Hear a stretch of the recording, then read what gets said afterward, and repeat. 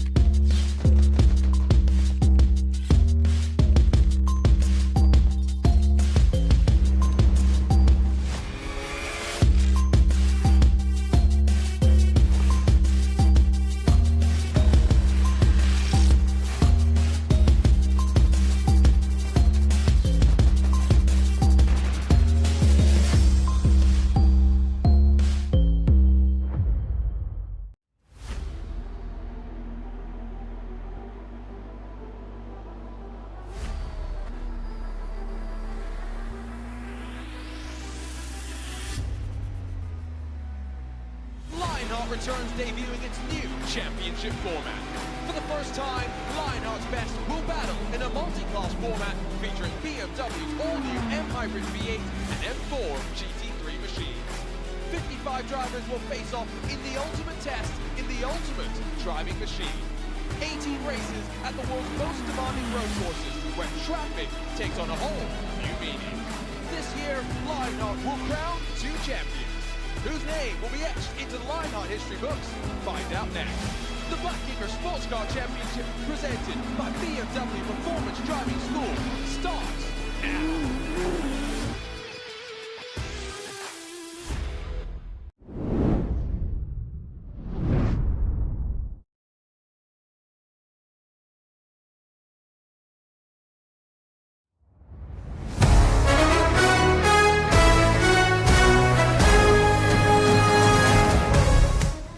A new year sees the championship picture finally ready to come to a close. Welcome to the World Centre of Racing, where today in the ButtKicker Sportscar Championship, we'll find out 3 champions in the ButtKicker Sportscar Series. We're delighted to have your company as we get underway to celebrate a busy couple of weeks here at this very track across of iRacing competition.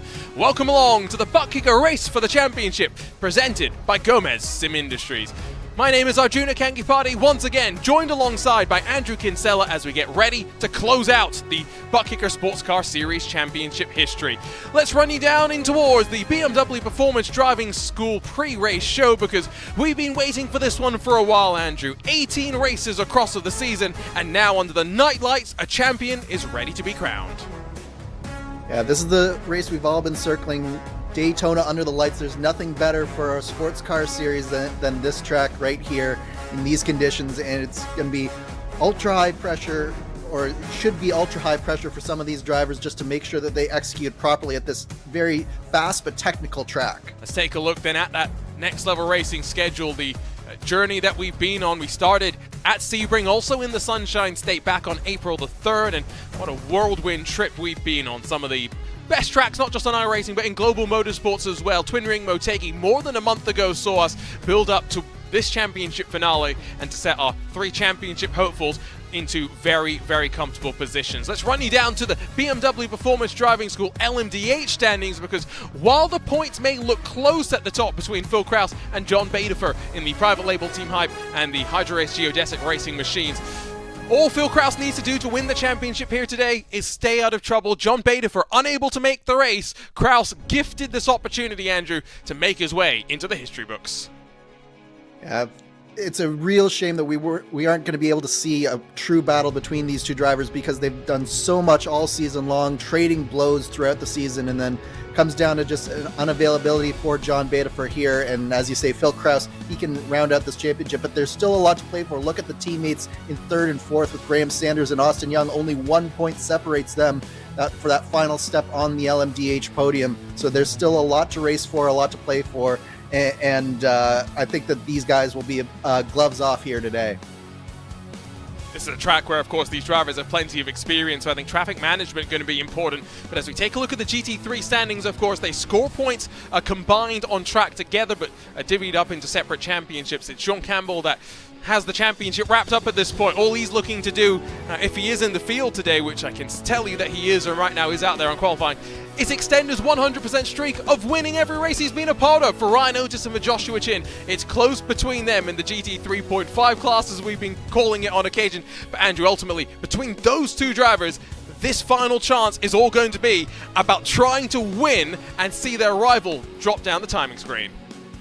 Yeah, I think the real question is who can be between Ryan Otis, Josh Chin, and maybe even Matthew Morhart. Which one of those three drivers can potentially unseat Sean Campbell and prevent that perfect season that you were talking about? Of course, he did miss the one race earlier in the season, but every race he started, he's won. So if someone can stop that here today, it'll be a lot of bragging rights in the paddock. In the AM class, Chase Wilson, similar sort of a situation to Phil Krause in needing to stay out of trouble just to secure himself as the champion, but for the most part he has been able to keep himself in the cleaner side of things. Malone, Carter, Reagan and Herrick, the rest of the top five in that AM championship. They're divvied up though, of course, in the driver championship combined into the teams. And so as we look at the HyperX team standings, two champions that have already locked things in. HydroRace Geodesic Racing in that LMDH class, and then of course Synergy Motorsports in the GT3s. Not just Ryan Otis, but Matthew Morhart being able to back up very, very consistently as well. Doesn't mean there aren't other teams still involved in their own little fight. You can see Sean Campbell might even jump up to third at the conclusion of this one just by himself, and so some talking points for the drivers to be keeping an eye on. Let's talk about the Gomez Sim Industry Series details in what is the debut season of the ButtKicker Sportscar Series, the 10th year of the Lionheart Racing Series. Two ultimate driving machines in competition, the first Lionheart multi-class series with the GTP representing the BMW M Hybrid V8, and of course in the GT3s it's the BMW M4. They're also racing a custom fixed setup with a cash and prize pool totting up to about $18,000, with the LMDH and GT3 champions winning a BMW M4 GT4 experience at the BMW Performance Driving School as they work their way through the 90-minute timed races, all with live race control. The arena track analysis sees us head back into the Sunshine State to close things out, and with all three championships on the line, you had to assume that it was going to be about traffic management. Maybe not as much now for us to talk about. However, let's talk about draft, Andrew, because 2.5 miles of banking used here. It is something to think about. Drivers could try and use draft to save a lot of fuel once again. Absolutely. You're on throttle so much of the lap here at Daytona that fuel saving and fuel management really will be a concern for some of these drivers, particularly in that LMDH class. Being able to extend maybe an extra lap or two will really be an advantage for these drivers. And as you say, draft and drafting off of the slower classes for that LMDH car is going to be very, very important here. You can see the fuel windows 20 in about 19 laps respectively. And as we take a look from up above, of course, deceptively simple, I'd have to argue, this track. As you mentioned it earlier, Andrew, it is actually quite technical because it's a flat track for most of it, braking zones relatively bumpy, and corners that seem very simple when there are multitudes of different ways to approach them. Absolutely, and sometimes those flat tracks can really present challenges in these multi-class environments because you think that you're about to be able to dive down somewhere, and then you get there and you have less grip than you expect, and you're not able to commit to the corner as well. You twitch a little bit or get a little bit loose, and then suddenly you find yourself into the car that you were trying to dive bomb and overtake. So it can be really, really chaotic, and we've seen that a number of times throughout the years, both in the real world and on sim, where the traffic here and the way that the course is made, it just produces some chaos here. And well, the drivers are underway for qualifying. As mentioned, the Drivers have plenty of practice here. We're building to the iRacing Daytona 24 this coming weekend, the biggest sim race of the year. But as we get underway, it's time to thank all those that make this possible in our championship finale. The Lionheart Racing Series is powered by HyperX, makers of premier gaming gear like the legendary ultra-comfortable Cloud line of gaming headsets. Whatever you play, however you play, HyperX knows we're all gamers. For more information on HyperX products, visit hyperx.com. You're passionate about sim racing, but it always feels a little flat compared to the feeling of driving a real car. Now you can actually feel what it's like to drive a race car. ButtKicker haptic hardware and software are easy to install and let you feel every bump in the track, slip of your tire, and engine red line. The tactile feedback is so accurate and realistic, you'll be driving faster and having more fun than ever before. Visit ButtKicker.com to learn more. If you think sim racing is thrilling, try getting behind the wheel of a real race car. The BMW M4 GT4 experience at the BMW Performance Driving School in Thermo, California puts you in the cockpit of one of BMW's fastest cars, complete with a roll cage and racing slicks. You'll get fitted with a racing suit, practice pit stops, and lap their track with pro instructors. Nothing virtual about their thrills. To book your M4 GT4 experience, call or visit the links on screen.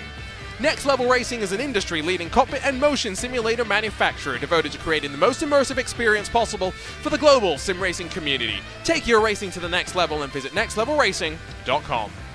Gomez Sim Industries are makers of high-end esports equipment and controls, precision-built using nothing but the best materials available today. Passion and handmade craftsmanship drive each made-to-order build, creating a driving experience like no other. Visit GomezSimIndustries.com. And Arena, an all-new esports streaming experience driven by real-time interactions between gamers and their communities. Arena brings live broadcast fan engagement to the next level. Get involved and make a difference on arena.tv.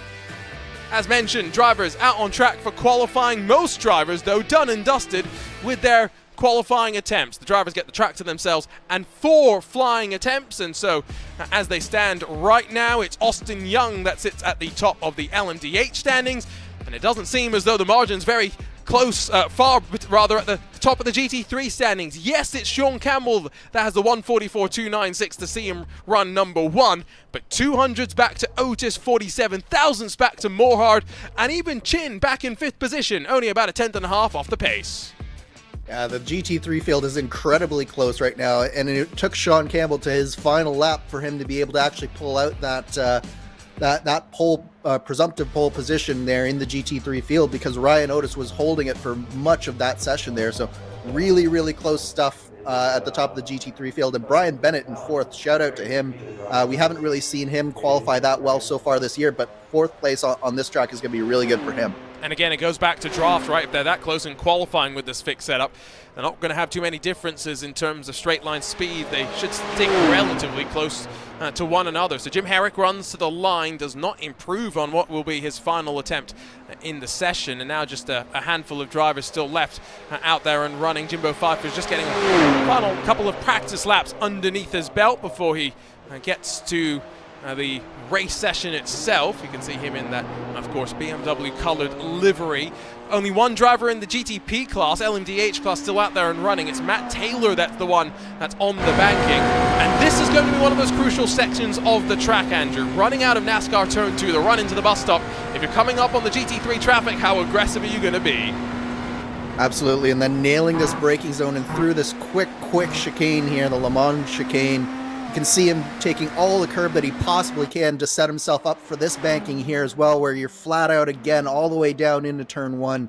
It's so important to get your exit right out of that chicane, and with the traffic, as you say, compromising that entry sometimes, well, you'll have to be very careful where you pick your battles and how you get through the GT3 field if you're in an LMDH. I'm pretty sure that Taylor invalidated his lap at the bus stop because he did somewhat back out of it. And so as he unloads off the banking, it is no valid lap time for him indeed. And so that is the session officially in the books. And we have 45 seconds with which to work before the drivers get the command to roll down and get themselves to the grid. 17 races before this, Andrew. We've had plenty of excitement, that is for sure. And we've been waiting for this under the night lights at Daytona to get them underway. Fun facts that Lewis McClade claims that I say on every Daytona broadcast, so now is my mission to say it on every Daytona broadcast. Did you know that the night lights in endurance conditions are only at 20% of their maximum capacity? I did know that. I believe you might have mentioned that in one of our broadcasts before, Arjun. It's like I've got to mention it a little bit more then. Ah, there we go, drivers to the line. It is one of those tracks, though, in these night conditions, which isn't very different at the end of the day, though, Andrew, at least in my opinion, from running in the day.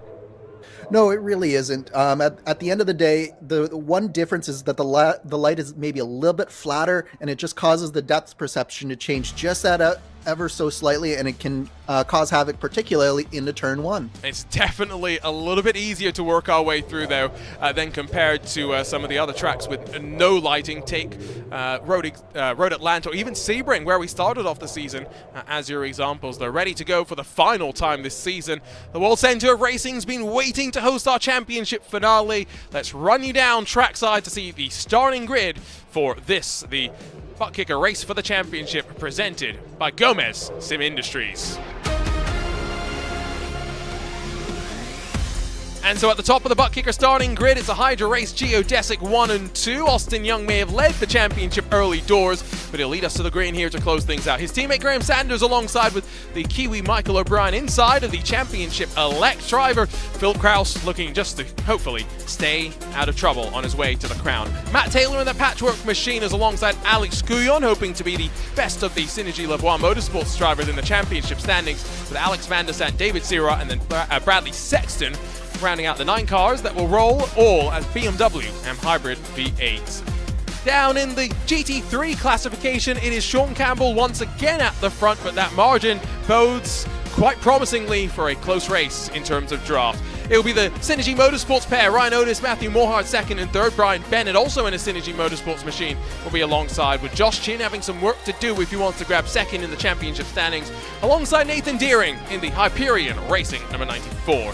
Daniel McKelvey on his debut is inside of Chase Wilson, the best of the AMs in qualifying, and a driver looking to wrap up a championship in his own regard. Jimbo Pfeiffer and Andrew Marquez, the pros, are behind him, with Trevor Malone second in the AM class alongside Lionel Callisto on the 6th row of the formation. Paulson and Carter 13th and 14th as they round themselves just 1 second off of Sean Campbell's time. Craig Forsyth, Jim Herrick, Chris Reagan, and then Drew Wright round out the top 18 in the class. That is the field top to bottom as well, and so as they begin to roll away for the flying formation lap, it's time to run you down through today's featured onboard cameras, beginning with the Kiwi Michael O'Brien, who has riding with him ButtKicker. Sim racing is better with ButtKicker. Visit thebuttkicker.com. GT3s beginning to roll away with their slight gap to the faster class. Sean Campbell rides with HyperX. Whatever you play, however you play, HyperX knows we're all gamers, and HyperX is always ready to game. And rolling alongside him will be the Next Level Racing onboard camera of Ryan Otis. Take your racing to the next level and visit nextlevelracing.com. For one final time, ready to get them underway. 2 classes of competition. And boy, Daytona always produces some photo finishes, usually, Andrew. Hopefully, we see something like that once again tonight. I definitely suspect that we are going to have some close action throughout the course of this race, but all my attention right now is on this turn 1, because it's always so tricky to get around. It's a really difficult turn 1, hitting the braking zone that first time down there. It's going to be something special. And of course, there are split class starts, so the GT3 cars don't get to go until they have reached into the starting formation. Porsche pace car is off and away. We're ready to go racing for one final time. Competition, commitment, excitement. This is Lionheart, and this is the ButtKicker Race for the Championship, presented by Gomez Sim Industries. We're underway as Austin Young leads us down in towards turn number 1. We may be 3 wide as we head off the banking and into the braking zone. Phil Kraus looks the long way around on Michael O'Brien as they make door-to-door contact. Aggression showed on both sides, but able to work through safely. GT3s will get underway as well, as now Sean Campbell leads them into turn 1. Otis second with his teammate Morhart trying to defend from Brian Bennett, trying to go the long way around. Bennett's going to get the confidence to be able to work his way through as well. Cold tires, tidy start through the field. Surprisingly clean start there from both classes. We got someone just down the inside, potentially looking, but looks like everyone's clean so far through the International Horseshoe. LMDH is already almost up onto the banking again. That was, I think, Jimbo Pfeiffer that ran 2 wheels into the grass, but we were able to correct the momentum as the GT3s are into the second hairpin. You're not seeing a big breakaway. It's going to be on this draft section that things might be important. Phil Krause has gotten past Michael O'Brien, but at the expense of a lot of time as we work into the Le Mans chicane. First time of asking, going to be a fast flying section, even as the drivers build their temperature in the tires. Who's going to be feeling the most aggressive? Well, all the drivers not really being too aggressive with track limits, but it's the hybrids spooled up. Young and Sanders 1 and 2 and trying to run away. Yeah, surprisingly large gap between the top two, and then Phil Krause and Michael O'Brien in second. I think that door-to-door contact might have just knocked them off their game just slightly in that first lap, and it's allowed Young and Sanders to really get a gap here. And I think that the teammates are going to probably work together a little bit here, try and build the gap as much as possible. They swap around into turn 1. Looked like Matt Taylor had a slowdown. He drops to the back of the 9-car field as GT3's out of the chicane. Ryan Otis needs to be careful. Seemed like Sean Campbell got a great run out the corner, and if he's allowed the chance to break the draft, he will take full advantage of it. Got to be a bit worried in that case as well if you're Joshua Chin that you don't get caught out a little bit too much by the breakaway at the front. It is going to take probably a good number of laps before the traffic's a factor, because even though there was a split class start, it wasn't like it was a huge one. No, it wasn't, and the good thing though for Josh Chin is because of that draft you mentioned, you saw the field toward Concertina back up, and now look at this just line of cars. So I don't think that Campbell really did enough to break that gap or break the draft, and now it's just going to be one long train of cars. It'll be interesting to see just how much fuel saving goes on in this GT3 class, because you noticed off the top it was 20 laps for the LMDHs, but 18 and 19 for these GT3s. So who's going to fuel save a little bit here, and who's going to just go flat out? Probably a good driver to jump on. But oh, you can already hear Josh Chin lifting off the throttle before we even got into the real meat of the braking zone there. It'll be a great chance here into the chicane to listen on in. The view from this perspective doesn't, I think, really illustrate just how aggressive the banking is. To be fair, neither does this one. We'll try and get a camera angle that truly illustrates what an impressive sight this track really is for road course fans to enjoy. Let's listen. So that was Chin lifting at what, the 3-ish or something like that?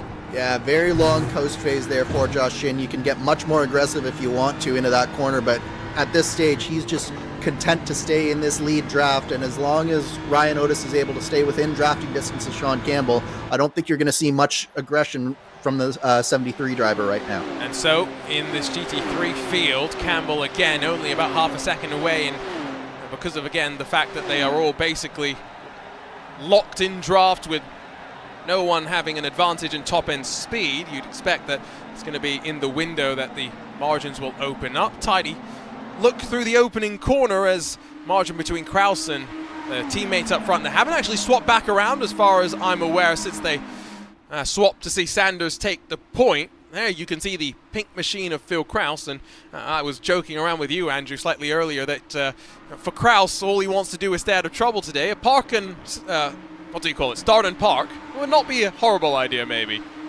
Well, but what fun would that be for Phil Krause? The thing is that now that he's started this race and he's basically wrapped up the championship at this point, it's all for the glory and for the win. I know Phil Krause, he'll want to go out as the winner of this race and stick it to the Hydro Race Geodesic boys one last time in this 2023-2024 season. Yeah, not sure if we said it, by the way, but the update from the paddock was that John was unfortunately sick and so unable to jump in. And so that is unfortunately the season not going the way that he wanted, even if some of the results along the way and indeed the effort that we saw very much worthy of a championship. Hopefully we'll see him plenty more in future RaceSpotTV competitions. There's plenty of fuel saving going on from Young, by the way, who I did mention when we were talking about points, Andrew, did lead the championship after, what was it, about 3 or 4 rounds? Yeah, Young had a really strong start to the season, but then sort of in that middle portion of the season, he sort of, the consistency went away for him, and he just wasn't able to string together the results like Betafer and Krause were able to. And he slipped down, and now he's in basically a dead heat with his teammate. There's 1 point between Young and Sanders going into this race, so this battle that you see on track, this is also the battle for third in the championship. And so there is plenty to play for between the teammates. Not sure who would necessarily want to lead, but as they run out of the chicane, let's take a look at a moment into the chicane. Craig Forsyth is back down on pit lane. The rear end steps around on him, and I think that's a one-way ticket to the wall. Yeah, I've been there, unfortunately, where you get into that long, slow spin where the car just is always coming around on you, and there's basically nothing you can do. You have to lock down the brakes and just hope that it stops before it hits the wall, but unfortunately that's going to be some significant damage there for Craig Forsyth. Not ideal for him, and as Phil Kraus closes up slightly, Matt Taylor passes David Sirois. The Synergy Levon Motorsports teammate, though, Alex Scullion holds off Bradley Sexton down into turn 1 as Taylor goes deep and just about gathered it up in the nick of time. Yeah, but yeah, it's so easy to do into that turn 1. You're basically turning as you're braking into a blind braking zone where you can't see the apex of the corner, and you have to use your brake markers, and if you miss it just even a little bit, you just go that little bit wide, and that's all that happened to Matt Taylor there. In these GTPs, I will just point out that you can actually use the clutch to do a bit of fuel saving, something you can no longer do with the GT3s in the same way, and so not necessarily always a benefit to be leading, given that you are able to pull that clutch in and gain just that little bit more fuel. Oh, there's been more trouble at the chicane. Creighton Carter's around, someone's lost a part of the rear wing, and here comes a couple more drivers saying, freebies, thank you very much. Yeah, that looked like a pretty big incident there with Creighton Carter. I think it might have been his splitter that we saw laying across the road there, and unfortunate there. It looks like who else is coming down pit lane there? So James Paulson, Chris Reagan. Oh, that's a driver that we've seen quite strong in the AM class as well. So Reagan, Paulson, Carter, those are the three involved, and it doesn't take a Sherlock Holmes type to try and figure out what happened there. We'll go straight to the replay, Andrew, and see what happened. Yeah, so Creighton Carter just coming through that was the 80 car there, coming through, spins around, and there's just nowhere for Reagan and Creighton Carter to go there. So was that a similar spin to what we saw from Forsyth initially? We'll take a look riding first just from this off-board perspective, and then Creighton Carter has nowhere to go, and you can see the check-up as well from Chris Reagan as the door slam comes on in, just nowhere really to react in time there. Yeah, the spin was a little bit more violent there from Paulson. He really upset the car on that second curb, and his car was always rotating just that little bit faster than what we saw from the car before. So, Austin Young's back in the race lead. It's Sanders tucking behind. Maybe we'll do a little bit of fuel saving back and forth between the pair of drivers here as we start to filter into some of that traffic. This is what we were kind of talking about earlier, where into the chicane, how aggressive are you going to be? Not aggressive enough to prevent Phil Kraus from closing hard, because you could just see how much momentum the Hydro Race pair lost as a result. Kraus not having to lift off the right foot, and he's now within half a second of the race leader and closing just that little bit more. It's always about timing the traffic around Daytona, isn't it, Arjuna? And that's exactly what Phil Kraus did, and that's put him right back up into that leading draft. And all that work that these two had done before, it's all for naught, because Phil Kraus is there now. There's the clutch being pulled in even from the race lead, so maybe we are going to see a little bit of a timed run where the drivers are maybe sticking a little bit more to a lap time than to anything else in their quest to try and just save a little bit of fuel. Track map will show just how much traffic they have to deal with, though. You can see how checked up it is. Marquez separated from those in front after taking avoiding action for the moment that saw 3 of the class down to pit lane, and so not much of an issue for these drivers to get through. If Young, Sanders and Kraus lose a little bit more time in traffic, Andrew, the reality is that Michael O'Brien and Alexander Van der Sande have kept themselves within striking range too. Yeah, certainly they're doing a very good job of staying right where they need to at this point. I don't think that Van der Sande and O'Brien quite have the speed of the top 3, but if you put yourself in a good position around a track like Daytona, there's a good chance that something can happen at some point that can vault either of these two up into a very good position in this race. Meanwhile, I'm really interested to see how Young, Sanders, and Kraus negotiate this train of GT3s, because the top 10 are basically all in a line right here, and the LMDHs are all coming right up on them. Oh, they got off easy, all things considered, given that I don't think that Young had to lift off, and now they'll just play the game of slip and sliding down low, back up high as they filter through the GT3 field. Kraus still within the 0.4 of a second range. Into turn 1, where things may be very interesting as they close on the front of the GT3 field itself, because you've got still Campbell running with Otis, Bennett, Morhard and Chin, the rest of the top 5. And as Young takes, well, 5 in the space of 1 corner, Sanders squeaks through as well. Kraus will try and breathe through 2. Oh, that was some tense times. The GT3 drivers in the lead pack did a really good job of letting those LMDHs through. They saw them coming, and all of them stayed on that outside line, allowed the leaders to get through. And look at Van de Sande has taken advantage and has gotten by Michael O'Brien in the chaos that was happening there through turn 1. Brilliant piece of opportunistic driving there. Michael O'Brien did give the respect, though, to not force the issue too. Kiwis now getting a little bit chalked up behind one of the Synergy Motorsports car on corner exit. Van der Sande squeaks on through. The WMP race leading machine of Sean Campbell holds up the 145. Just a little bit more time cost, and as 1, 2, 3 still only split by 1.5 seconds, they get back to Van der Sande now in 4th, as up to 3 full seconds, exactly what they were wanting to see. Sean Campbell finds himself in a decent spot with the majority of the traffic working on through, but here comes Guyon, Sexton and Taylor as well. Yeah, Otis did not get a good run out of the infield, and he's just about given up the draft to Sean Campbell. He's going to have to do a lot here through the rest of the lap to keep that draft to Sean Campbell, because he can't afford to let Campbell get out in front. Meanwhile, these LMDHs, the last 3 on the lead lap for the LMDHs are slicing through these leaders, and they should clear them by turn 1.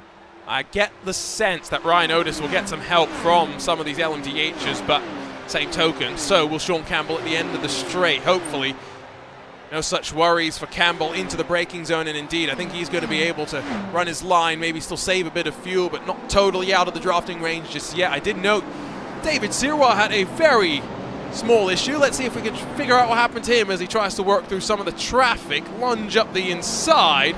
Oh, and there's contact with the 97 machine. Yeah, but I don't think that I really blame the 97 for that. It just looked like Sirois maybe had some issues under braking, a little bit of rear locking, and there just wasn't really anything that the 97 there could do. He was staying to the outside and giving him as much space as he could, but the LMDH just kind of came across his nose there. So that was Lionel Callisto that got involved in the contact. Nothing like Andrew was saying that he could realistically have done. We will keep our attention on this GT3 class, because first pass of traffic, check. Still have 10 cars in a line, check. We are ticking off some of those classic Daytona boxes that you would love to see. And for drivers through the field, mentioned earlier, the biggest sim race of the year is coming up this weekend, the iRacing Daytona 24 Hours. Typically, we see anything like 15, 16,000 drivers taking part across a multitude of different time slots. For many of these drivers, Andrew, I'm sure they're getting some practice. I'm not sure if all of them will be competing in the exact machines that they're racing in tonight, though. No, there's been some talk about which GT3, which LMDH cars are the top ones with the balance of performance the way it is right now. I've heard some talk about Acuras, about Cadillacs, about BMWs. So there's a wide range of cars in both classes to choose from, so we might not see the BMWs being as represented as they are here tonight. Yeah, it's also just interesting for some of these drivers that, you know, they're doing all of these laps to get ready for this race, and then they'll go off and get ready to do that race. Maybe starting Friday night, maybe starting Saturday. Who knows what particular split all the drivers will find themselves competing in. In terms of weather conditions, though, it's probably going to be somewhat representative, even though we're racing in virtual May rather than virtual January. Daytona is not necessarily known for being that warm in January, no matter whether it's day or night, so this seems right about on cue. The winds are interesting, Andrew, because that's not a half-decent gust of wind that the drivers have to contend with. Not too bad a win there. It probably isn't doing too much for them right now. Maybe in a couple of corners like this Le Mans chicane there. Other than that, it's not too strong at this point. But yeah, I definitely think that there is something to be said for just getting laps at Daytona in the lead up to the 24. Even if you're not in the exact same car that you're going to be in, just logging this type of mileage around this track, it's you look at it and it looks like it looks like a straightforward track, but there's all these subtle things in the road that you need to take into consideration. And the more laps you can get in the lead up, the better. So I think all the drivers who are planning on participating in the 24 this coming weekend, they're just grateful for a race like this happening in the lead up here. And maybe that's why as well they're not forcing the issue. They recognize that Daytona is a long race. You don't need to be slicing and dicing your way to the front in your class. You just need to make sure you're in the right place at the right time, stay out of trouble. And even though there are no safety cars, they say in the real world IMSA Sports Car Championship that just stay within one lap of the leader going into the final couple of hours of the race and you will still be in with a chance. The same principle does technically hold true here on iRacing. A very early pit stop, by the way, from David Sirwa. I'm not sure if that's necessarily related to the contact that he had down at turn number 6, but whatever the case is there, typically, Andrew, we do expect the drivers to come in probably 5 or 10 minutes after the first 30 minutes of the race is done. Yeah, I would say that in this case with Daytona, you're probably going to see a little bit more of a fuel burn than you do at probably any other track, sans maybe the Circuit de la Sarthe in France. But so there, you might have a little bit of a narrower window here, and I think you'll, particularly in the LMDH class, see these drivers coming down probably closer to the half hour rather than going too far before or after. If you're Sean Campbell, I don't think you'll necessarily be too worried, because as much as, yes, the people behind you are saving plenty of fuel, just looking at the lap times, and Campbell's best lap of 44.6, his last lap of 45.4. Yes, now maybe that is partially traffic related, but given that it doesn't look like anyone is looking for moves, we often see this at Daytona, where even the leader, much like I think Austin Young is right now, everyone's saving fuel. They just will stay where they are, and we'll see how they transition down through that first sequence of pit stops. It's one thing to get into the lane without speeding, Andrew. That's, of course, something you're thinking about. Here at Daytona as well, something that we often find out is that drivers sometimes struggle to get into their box without sliding a little bit too deep as well. Yeah, you've been on the gas for so long that you're almost not ready to slow down just as much as you need to get into your box. This is a very fast track, and then suddenly you have to get down to pit road speed and then get on the brakes as hard as you can without getting them too far into the ABS, and suddenly you find yourself sliding through your box. And then don't forget, Arjuna, that getting into your box is only half of the battle, because this is a very, very tricky pit out as well. Yeah, no, it's a little easier now that they've extended where you release yourself from the limiter. So it used to be quite early. There's a corner with a wall on the outside that people used to crash both in the real and virtual worlds. They didn't move it for that reason. The real reason that the limiter line was moved is Michelin added a RFID tracking system for IMSA that they've used in the World Endurance Championship for many a year. And so to accommodate that, you need there to be a bit more of a choke point. The original limiter line allowed you to be as much as, I think, 4 wide on exit if you were in that crazy situation. And so that slight change has definitely impacted how the race has gone. Now, I saw in the bottom of your screen, Sean Campbell, I think, has said, you know what, I've had enough of pulling you all along on the string. It's time for someone else to lead. The danger here is you don't want to drop too far back in line. Fortunately for him, Ryan Otis gets on through. Brian Bennett says, don't worry, you can hold on to second. And I think that goes to show just how important fuel is, and how much of an impact being in the lead has for these GT3 drivers. Is Sean Campbell has basically said, I can't continue to lead. If I'm not going to break away and really be able to do it, I might not be able to hit my number and get to that half-hour mark. So he decided that he definitely needs to be behind at least one person in Ryan Otis, and look at him right on the bumper of Otis, trying to maximize the fuel saving by being tucked up as far as he can there.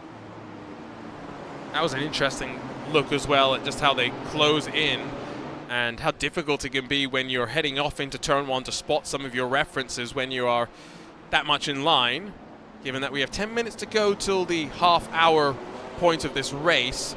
We are 12 laps in. Lap time's about 1:46 for the GT3s last time by. Still seeming like we're on track to probably go beyond the top of the hour, and therefore set up a couple of different options in terms of fuel. Josh Chin, for example, was a driver that often, Andrew, would come in earlier, put in a bit less fuel, and then have a long stop at the end. Didn't always work in his favor, though, and so I'm wondering what drivers think about this race. How important is going to be staying in the pack versus trying something different and making it work? I think with how important the draft is in this GT3 field, I don't think you're going to see very many people go on the short side, simply because I don't think that they can break away from this pack. So the only thing that is going to happen is that you're going to be finding yourself with a longer final stop. So I think the goal here for all of these drivers is to have as short a final stop as possible, because that's the only way that you might be able to break out and find yourself in a bit of a breakaway situation. Trying to think about my races at Daytona. I think the last Daytona 24 that I did seriously, I was leading the pack coming into the first cycle of pit stops. We all came in together. But you know how Daytona works, where at least the iRacing special events, you don't necessarily know which pit stall you're in until you've done your first pit stop of your race.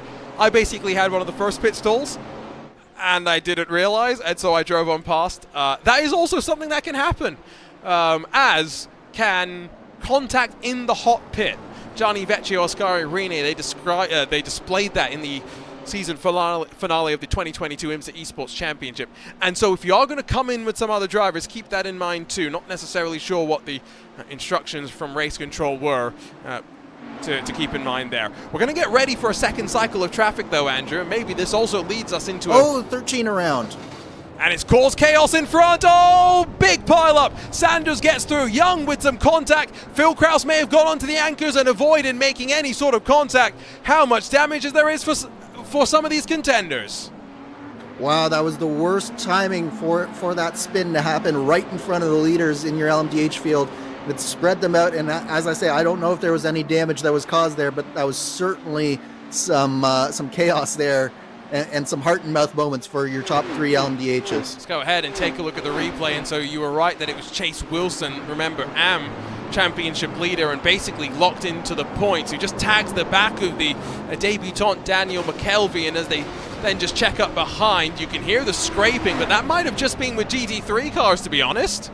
Yeah, there might have been some damage. It looked like one of the Hydro Race Geodesic Racing drivers got hit as Wilson was trying to pull to the inside there. Got hit right in the side, so I don't know if there'll be any damage to that side area. I believe that would have been Graham Sanders. I think hopefully the iRacing gods have smiled down on the both of them. Kraus is still yet to navigate through the top end of the GT3 field. You will finally be able to do so with Sean Campbell past, just Ryan Otis left to go, and now he's got some work to do to close back up to the pair up front. I'm pretty sure Kraus stopped without getting involved, so he's definitely not got any damage. 2 seconds the margin. He's got a little bit of work still left to do. Chase Wilson is still running, albeit now in the second group of GT3 machines. Who's the leading AM then as they run right now? It's Trevor Malone, albeit only about 1 car in front of Chase Wilson, who's still riding back there. Yeah, Malone was definitely a part of that. He was riding right behind Wilson when it happened, and he might have gotten just a little bit into Wilson as Wilson was sitting perpendicular to the track, but it looked like that any damage to the Malone car was fairly minimal, but he was able to rejoin in right in front of Wilson, and he's doing a good job just sort of collecting his thoughts, because when something like that happens and you're in a line of cars, your heartbeat goes through the roof, and now that you're through it, you definitely need to collect yourself and make sure that you don't make any further mistakes as you try to catch back up to the pack. Speaking of, was that a mistake from Malone, or did Callisto just get a great run? It might have been 6 of one, half a dozen of the other. The Pro Machine through. Malone will now tuck back in and hope to just ride. Is there any damage on Chase Wilson's car? Seems like the rear is relatively clear. Front right's definitely taken a bit of a bash, but outside of that, I mean, it's about as good as you can get for an incident at Daytona, and it's hard to tell on the banking, yes, but I think the steering is probably straight too. I would say that all of those drivers should consider themselves lucky that they were able to get through that mostly unscathed, particularly those LMDHs. It was very, very tight through there, and everyone did a good job of blowing up in time to really minimize that damage. Back up front with the GTPs. Austin Young has dropped Graham Sanders almost totally out of the draft range, is back onto the banking NASCAR Turn 1. The left-hander being navigated through now. Kraus is in the draft behind. And I'm just looking at the top speeds right now. Graham Sanders hitting about 300 kph. Austin Young, terminal velocity of about 308. Sanders wasn't too far off. Phil Krause, of course, in the draft, had a little bit more overspeed. Yeah, there might be a little bit of damage to the left side of the number 100 of Graham Sanders there. Certainly, it's hard to tell with Krause in the draft, but he's definitely closing on him down the straightaway. I don't know if there's too much damage, but I think that there is he's a little bit down on pace right now. It's hard to tell if that's the paint or if that's damage. I think it's probably just the paint. No, if you look at the front splitter, just underneath the light there, there's just a little bit, it's just a little bit askew. Your eyes are clearly much better than mine because I am struggling to see that. But you're probably not wrong. We'll see what the time in pit lane is. They're only 3 or so laps away from making a trip down pit lane. Also the case for these drivers, 2 or 3 laps away from pit stops. And Sean Campbell still, even if he's not leading, puts the hurry up to the race leader Ryan Otis.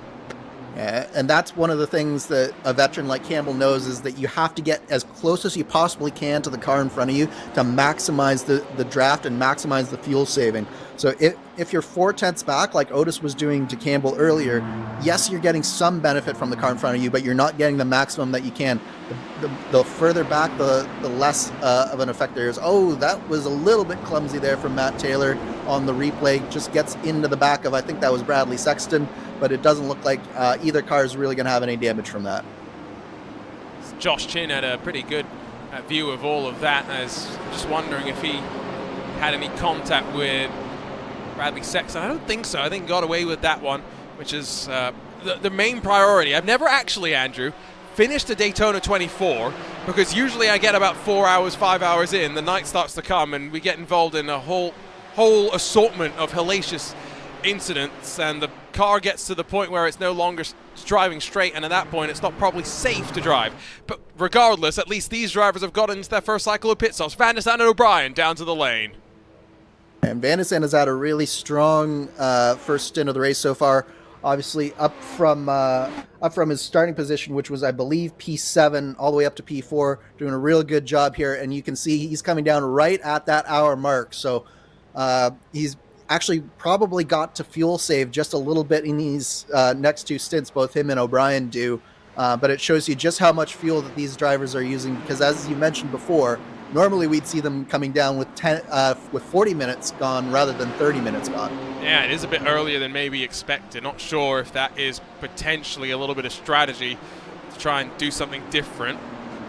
So Josh Chin, Nathan Deering, and Daniel McKelvey still find themselves in decent spots. It's then 7 seconds back to Lionel Kalisto, who is finding himself in a bit of no man's land. Michael O'Brien can inform you, speeding on entry, and so he's got a penalty. He's going to have to sit in the pit box for about 45 seconds extra to the 33 seconds that Alexander Van der Sande spent just getting the full service done on that car. That is an awful amount of time. Word from pit lane 2, by the way, is no damage, Andrew, on the Hydra-Ace Geodesic racing machines, thanks to Miguel Vigo for the update. Really good news there for Graham Sanders then. But unfortunately, that means that he is now 3.5 seconds behind Austin Young, and Austin Young is stretching out this gap ever so slightly every lap of this race. So if Sanders truly doesn't have any damage, what that means is that his tires are just about done, and he's got to find some more pace in this car come the next couple of stints here. Probably going to see the GTPs in, not this lap, but maybe the lap after. You can still hear the fuel saving going on for the number 100, with 30 minutes about to be officially complete in the season finale. The ButtKicker race for the championship presented by Gomez Sim Industries. We're into the final 60 minutes of the 2023-2024 ButtKicker Sportscar Championship, and ready to see these drivers to send their way down onto pit lane, probably into pit lane, if not this lap, then the next lap for drivers in this GT3 class, because I can tell you Lionel Kalisto and Trevor Malone have already made their way into the box. And crucially, they're coming in 1 lap earlier, but they were outside of the drafting range for the majority of that stint. So that can really show you just how much the draft matters in terms of the fuel saving in this GT3 field. So 7 cars still in this leading train. Very excited to see how they all mix things up and if it's going to set off the fireworks. Not in the sky necessarily, but in terms of drivers being a bit more willing to push once the gaps have started to build up. Josh Chin's, I think, in a decent spot, given that Ryan Otis has led so many laps. Not sure what the exact situation is that would see Chin jump up to second in points, given that drop rounds have to be factored into the mix as well. But ideally, you have to think that Chin needs to win Otis outside of the top 5 and maybe a little bit more going his way in terms of the bonus point. You have to assume probably as well, Andrew, Otis and Campbell, they'll be in first of them all. You would think that they would probably be down this time by, and maybe Josh Chin and Matthew Morhart can extend it 1 lap further. But you mentioned the points battle with between Chin and Otis, and unfortunately, one of the problems with battling Ryan Otis is he's so consistent with his results that you really can't count on any drop races for helping him. It's not a bad point, actually. Stay out of trouble is what leads people to championships. Not onto pit lane this time by. With the exception of Nathan Deering for the leaders in GT3. Van der Zandt's going to slice it up the inside and try and breathe on through, at the very least, on Brian Bennett. Not going to get Sean Campbell, Ryan Otis, as Van der Zandt tries to build the margin to those behind him. But as he jinks to the inside, it got a little bit more close than I think he was comfortable with initially. Yeah, well, I think he was just, you have to sort of set it up that way through that switchback section there. With Otis coming the one way and Campbell was so close to the back end, he really had a very small margin to move through, and Van der Zandt knows where to put the car, has pretty good car control under normal circumstances. We have our leaders down on pit lane.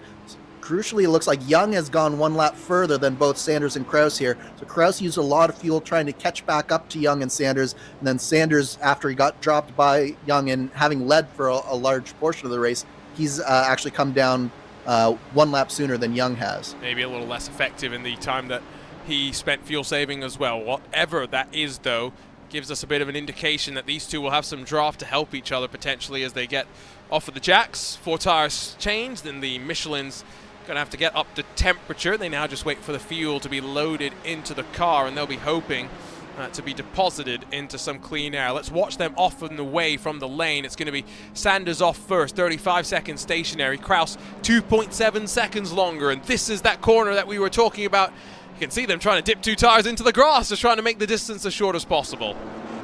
And then you get off the gas, and then you have to go as fast as you can through the switchback section, which can be tricky on cold tires, and then you immediately turn right, and you cannot lock a brake here. And I have locked a brake coming out of pit lane a couple of times, and it's not good. Here we go, though, in unison. 6 GT3 cars find their way into the box, and without contact, it would seem as well. Although I think Josh Chin had to slide backwards because he went too deep, had to put it in reverse, and now is one of the few cars going up on the jacks to get some tires too. Yeah, so this is going to be very interesting to see with Josh Chin what happens here, because I think he might just have got himself out of that lead draft, which would be very, very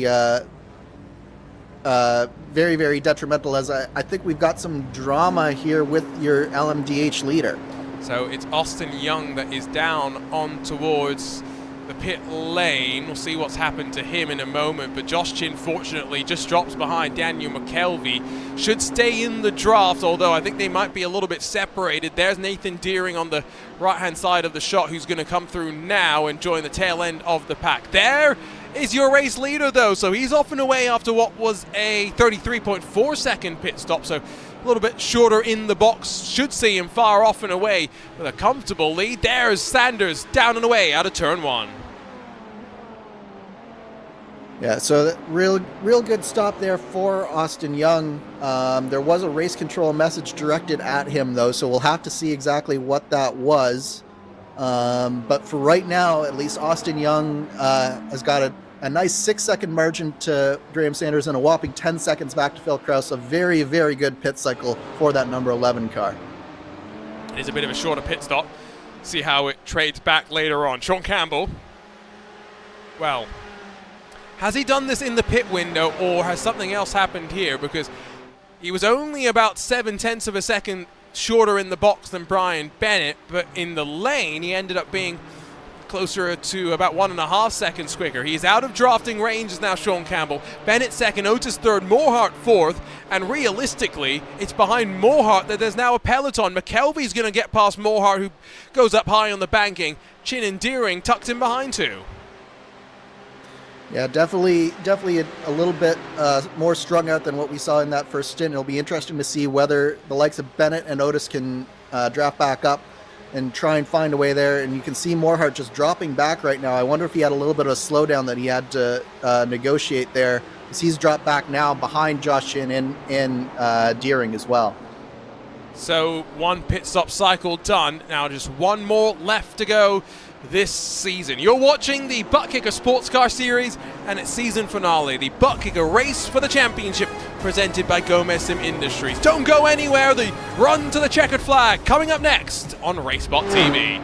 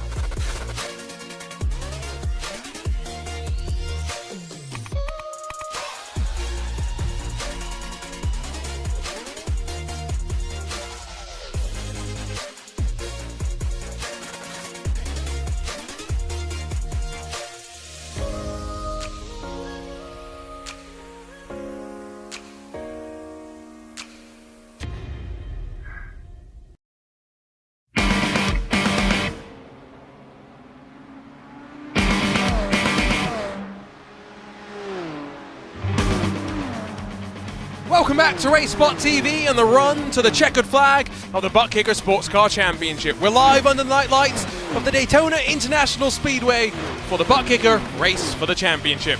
It's Arjuna Kankipati on hand alongside with Andrew Kinsella with one pit stop down, one to go, and 50 minutes of racing left on the clock. Andrew, it's been an interesting one so far, but now we're finally starting to see gaps build through both of the classes. Although race control does have something to say about some incidents we've seen so far. It sounds like that there could be a drive-through penalty assessed to your LMDH leader, Austin Young. We're not sure exactly for what avoidable contact that would be for, but if true, then Austin Young would have to drive down pit lane at some point very soon here. So we're gonna have to figure out exactly what happened here, but that could be devastating for that for your LMDH race leader. Still has about a 5-second advantage over Graham Sanders' teammate. Phil Krause has dropped off the back of the number 100 Hydra Race geodesic machine as well, so seems rather comfortable at the time being. Sean Campbell still comfortable in the margin that he enjoys at the front of this GZ3 field, 2 seconds clear of Brian Bennett. Ryan Otis now languishing in a bit of no man's land in third, with Daniel McKelvey on debut in front of Nathan Deering, Josh Chin and Matthew Morhart. We saw Matthew with the slowdown penalty a handful of laps ago that's seen him now drop to the tail end of this pack. But with McKelvey's lap times seeing him close potentially on Ryan Otis, Sean Campbell isn't totally out of the woods here, I'd say. No, and even with Brian Bennett, I've been pleasantly surprised with how well the 161 has been running so far here today, Arjuna. He obviously qualified up in third or in fourth position there at the beginning of the race, and has acquitted himself very, very well.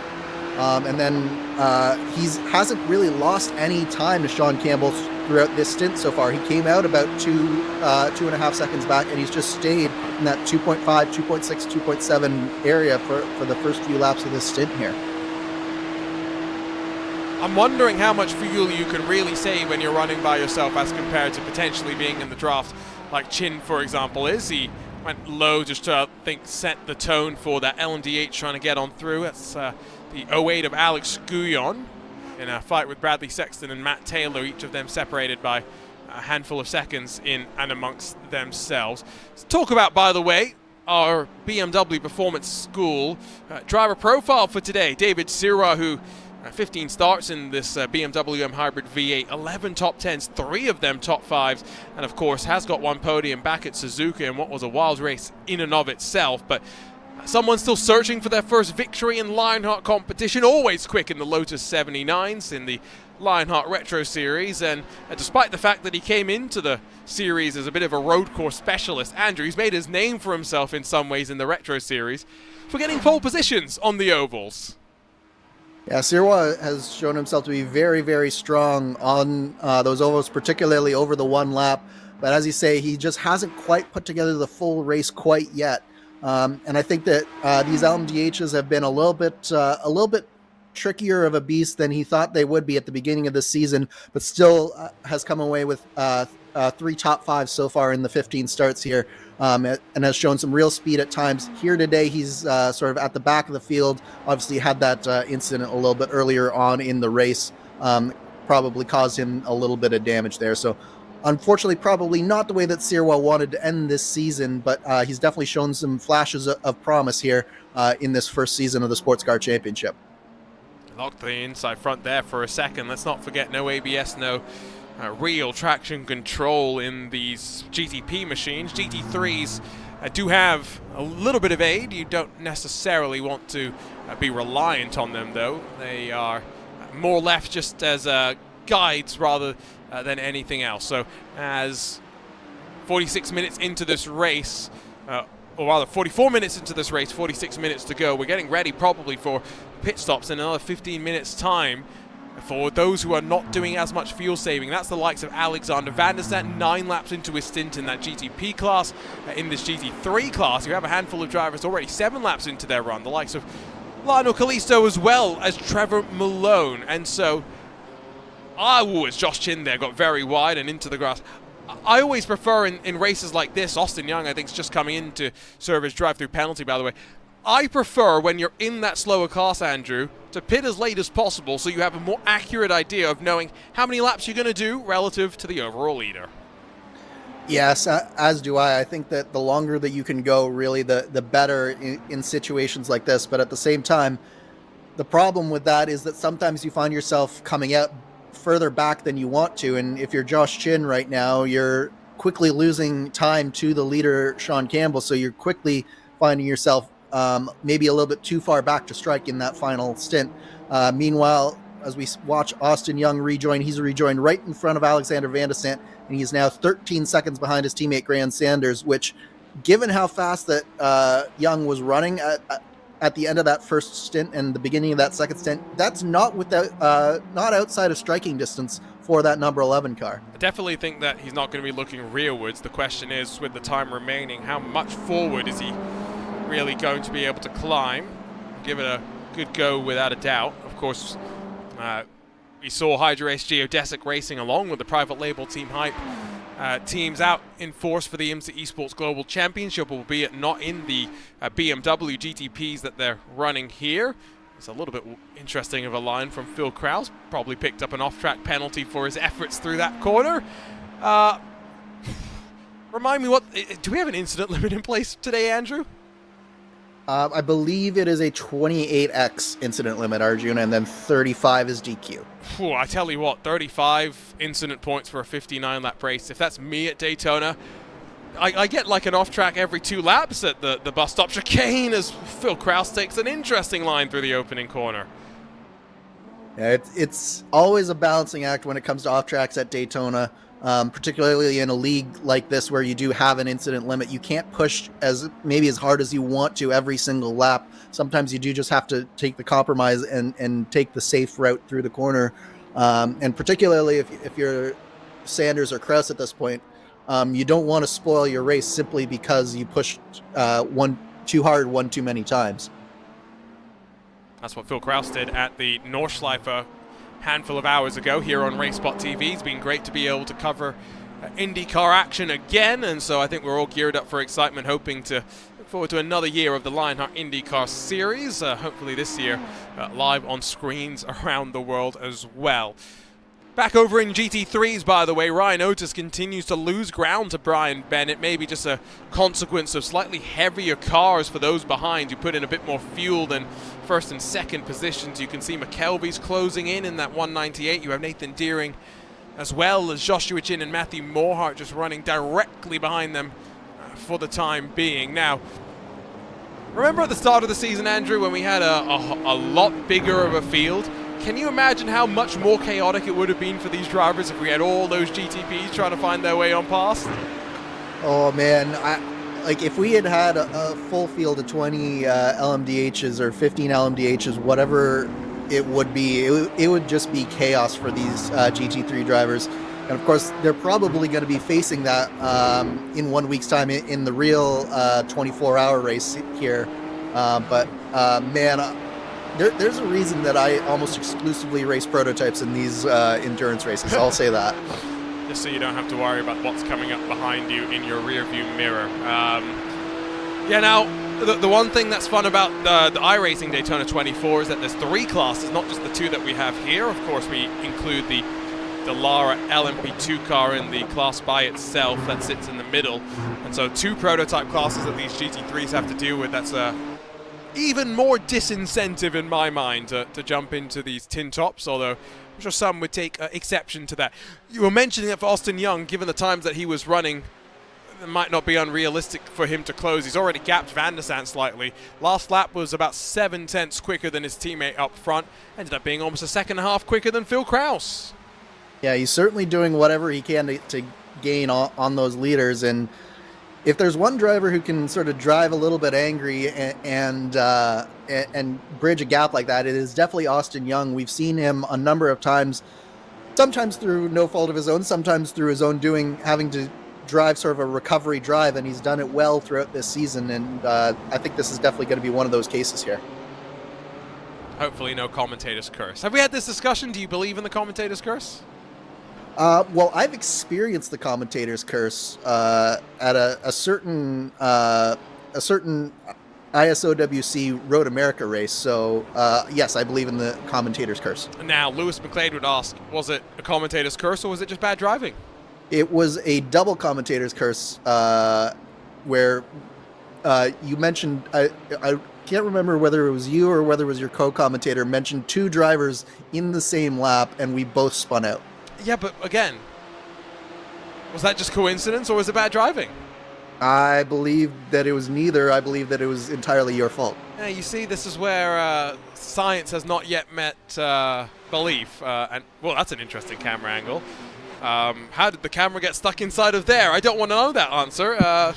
Someone dropped it when we were repairing. That's an odd place for it to be as well, because like if you were repairing barriers, maybe on the exit of the bus stop chicane, I can imagine. On the entry, maybe not. Yeah, it's an interesting choice for a camera angle, for sure. Yeah, no. Hashtag blame Hugo Luis for that one, even though probably wasn't his fault. The longer we get into this run, by the way, for these drivers, the more I'm starting to wonder, GT3 in particular, what the strategy is going to look like for it. Look on the left-hand side of the screen, we can focus our attention just on the BMW M4 machines. You can see the last pit stop time. Sean Campbell's running up the front, even though he had amongst the shortest pit stops of them all. How is that necessarily going to work for them heading into the next cycle of pit stops? Will those behind be able to close a bit of a gap? I guess we'll have to find out. Yeah, I think what Sean Campbell's done here is he's taken a little bit of a shorter pit stop here, a little bit lighter car, and then also was able to have that gap at the front that allowed him to break the draft. And what he's, I think, counting on is that he's able to, now that he's out front on his own, just build the gap up enough that when these other drivers have a shorter final pit stop here, they're not able to respond to him, and they're not able to catch back up into that draft. So the key here is whether Brian Bennett can really stay as close to Sean Campbell as he can, and whether Bennett will be able to come out within contact of that 26 car.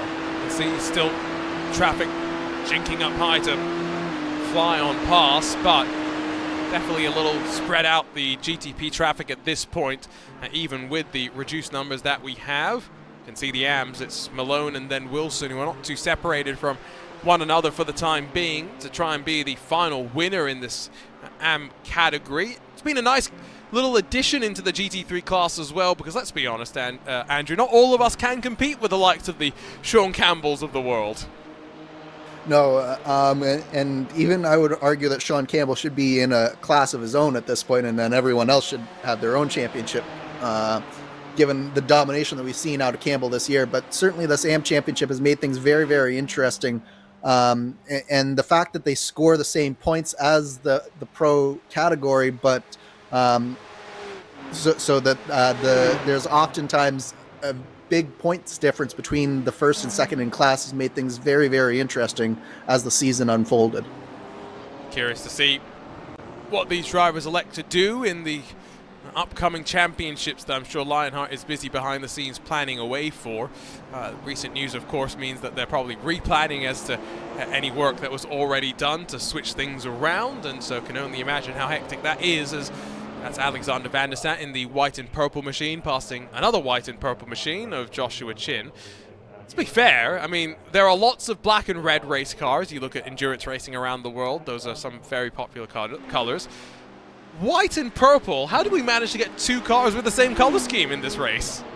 Well, I will say that my alma mater's colors are white and purple, so I'm kind of really partial to those colors. Yes, the University of Western Ontario Mustangs. Wow, white and purple. Mine are blue and orange, which, to be fair, don't actually look that good together. White and purple looks pretty snazzy. They really do, and we're the Mustang, so we have the horse logo on it, and it actually looks really, really nice. I'm going looking for this Mustang right now. It got me curious. I'm guessing you've also got someone in the mascot costume, right, that dresses up, please? Oh, absolutely. Two people? It's not one person, right? It's two people? No, it's one person. Oh, now I'm disappointed. I know. We need to get a sim racing mascot like that. Lionheart needs to get a mascot. You know how Clippy? That's how Microsoft got famous. Not at all, but that's what I'm going to claim right here. Lionheart needs a mascot now. We're 10 years in. We can have one. Absolutely. I think RaceSpot needs a proper mascot as well. Yes, no. Our mascot is just a shrine to the Temple of Hugo Luis at this point. Chase Wilson passed Trevor Malone for the AM lead, indicates that maybe as they close a little bit more on Lionel Kalisto that he wants to be the one leading the dance. Lionheart mascot. I mean, I'm trying to think. What? It could just be a lion. That seems very boring, but there you go. I mean, it does sort of write itself, doesn't it? It does. No. RaceSpot mascot. That doesn't write itself as well. No. Are you volunteering to get in whatever costume that we get, Andrew, by the way? Is this what I'm hearing? Well, so if we get a costume my size, I think that you and I are the only two that could fit in it. How tall are you again? 6'4". Okay, yes, no. That's a problem. So let's... we need to get a costume for short people instead. Yes, exactly. then we will never have to stand outside. Whether it's warm, whether it's cold, we can just be bundled up inside. I like the way that our minds are thinking right now. It's good. I'm liking this as well. I think that that Hugo would make actually an excellent mascot, wouldn't you? Hugo would. The problem is Dane Barrett is also very tall, so we can't force him into the mascot costume. Lewis would fit. Ewan would fit. Goodness, the number of people we're stuffing into this costume.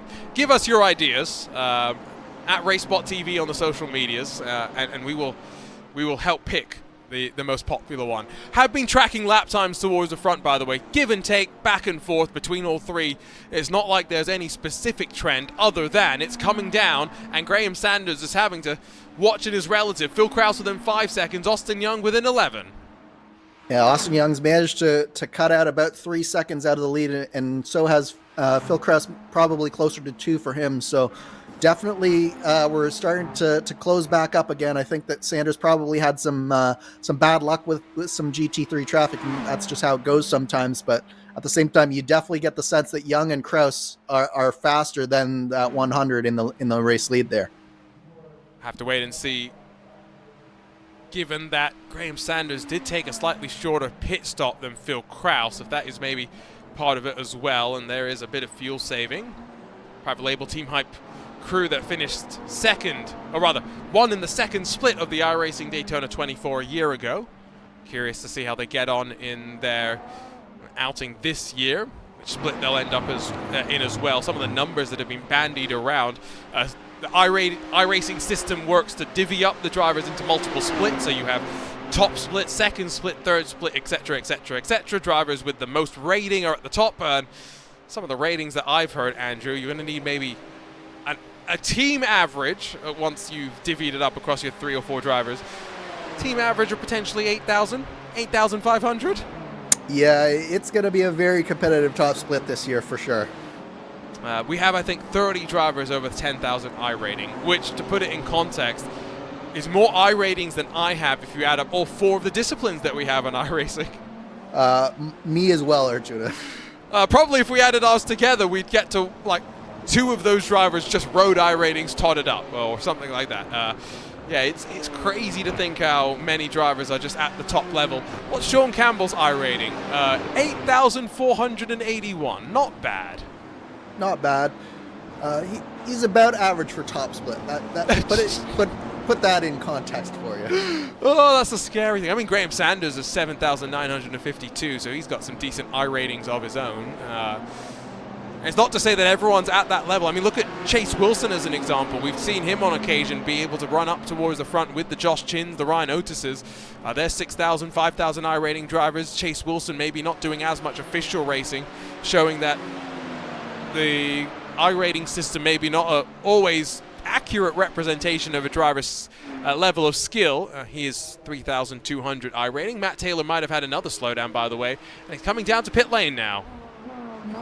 I mean, that's one way to get rid of your slowdown penalty, is to just slow down on that pit entrance. And it's certainly within the window. We did see him come down fairly early in the last window as well. I believe that's another, is that Bradley Sexton coming down as well. So we got 2 drivers coming in for their final stops of the season. And I believe the window is officially open. Hopefully their final stops of the season. Yes. Could still have drama along the way, although, knock on wood, that's not going to happen. I want to try and see what happened to Matt Taylor, by the way. Be quite curious to see what the perspective of an off-track looks like in terms of getting the slowdown from iRacing. So you'll just see here. Oh, I mean, I can't even quite tell if that was on entry or exit, because it was aggressive all through the corner. That is one of the more aggressive ways I've seen someone go through that chicane here today. You can definitely see that he's taking all of the curb, and then he goes and takes all of the curb there as well. Definitely, I'd say he got a slowdown there. Takes all of the curb there, and all of the curb. I'm not even sure if he hit the curb on the corner exit there, Arjuna. That's where my confusion lies. Like, legitimately, you could get a slowdown on entry and exit for that, I feel, as we see Graham Sanders up on the jacks and getting service for what will be his final stop today. Yeah, well, just to be clear, that's my issue with the bus stop. Every lap is I struggle to to hit a rhythm, and so it is one of those deceptive corners where it looks simple, but even when you run by yourself, let alone when you mix in the traffic, it's rather complicated, to say the very least. So Phil Krause takes over the net race lead. There is Austin Young, who's behind Bradley Sexton, by the way, so he'll be hoping that Sexton's up to speed. Yeah, well, but he also could use a little bit of a draft from Sexton potentially here as well, so it doesn't necessarily have to be bad for Austin Young. He's now within 6 seconds of Phil Krause, so he is continuing his recovery drive here. And the fact that his teammate Graham Sanders went in well before both Krause and Young did, that's not necessarily a good thing for Sanders. He's going to have to have taken more fuel here, and this is potentially going to really benefit the 11 and the 91 as we watch Austin Young try to work his way around Bradley Sexton here. Oh, he went up very high. I think just trying to get back underneath and give him a bit of room. It looked a little comes bit down pit lane here. Looked a little bit close for comfort, but I think that was just the level of experience in knowing that just give himself a little bit more distance to run and he wouldn't have to lift off of the throttle. GT3 pit stops are also underway, I can tell you. Chase Wilson in along with Malone and Callisto. Probably not expecting these drivers in for another 2 or 3 laps. It should be a little bit of time for them. Austin Young's almost now been in the box for about 10 seconds and counting. Should be behind Graham Sanders, of course, when he comes back out of the lane. Yeah, and I'm not 100% certain that Austin Young was really intending to come down pit lane this time, but then when Bradley Sexton didn't really let him through there, I think he just decided that discretion was the better part of valor, and rather than trying to fight his way through turn 1 and turn 2 in the wrong position, he just decided to come down maybe a lap early here, get his pit stop complete, and then just see what task he has in front of him to try and get back to his teammate. You can see that already Sanders is away. It's going to be at least 9 seconds between the teammates as here we go, off and away. Alexander Van der Sant with a 38.1 second pit stop. Wow, Sean Campbell's in, and that's a short stint, all things considered. Brian Bennett will follow. I think everyone else probably is going to stay out there, and this will be a long stop for Campbell relative to those still out there and running on track. Yeah, and this is the key for Campbell, is with this shorter stint in the middle, was he able to get enough of a gap to all of these other drivers to account for that longer stop? As Van der Sant had a big off coming out of the International Horseshoe there. Yeah, and that was close, I think, with traffic as well, so we'll have to see what happened to him as he works his way back up to speed. Behind, there are the drivers in the GT3 class yet to come down pit lane. This is the replay, though. Yeah, just spooled up the car a little bit too much, got on the gas. The one tire sort of spooled up a little bit too much, and it just sent him right off into the grass, and he did a good job gathering it up because that could have been a lot bigger than it was. Yeah, nice quick hands there. Sean Campbell off and away. Does have Brian Bennett only about 4 seconds behind him. 24.2 seconds stationary for Campbell, if you're curious. That's the mark that some of these drivers will have in their mind. Ryan Otis has been caught by those behind. Maybe not fully in drafting range, but you look rearwards, you can see McKelvey, Deering, Chin and Morhart. Here comes the GTP as well, flicking to the inside as in towards the chicane. Otis is going to lead, and behind, one of the GTP slides through as well. As Phil Krause comes through, your LMDH race leader, he's the only one yet to stop out of the LMDH field. And you're looking at some of the only drivers still yet to stop in your GT3 field as well. So the pit cycle is almost complete. I think Phil Krause actually going around one more lap. That's really surprising there. Who comes in behind Ryan Otis? Daniel McKelvey, Josh Chin and Matthew Morhart stay out. So Deering the only one to follow in.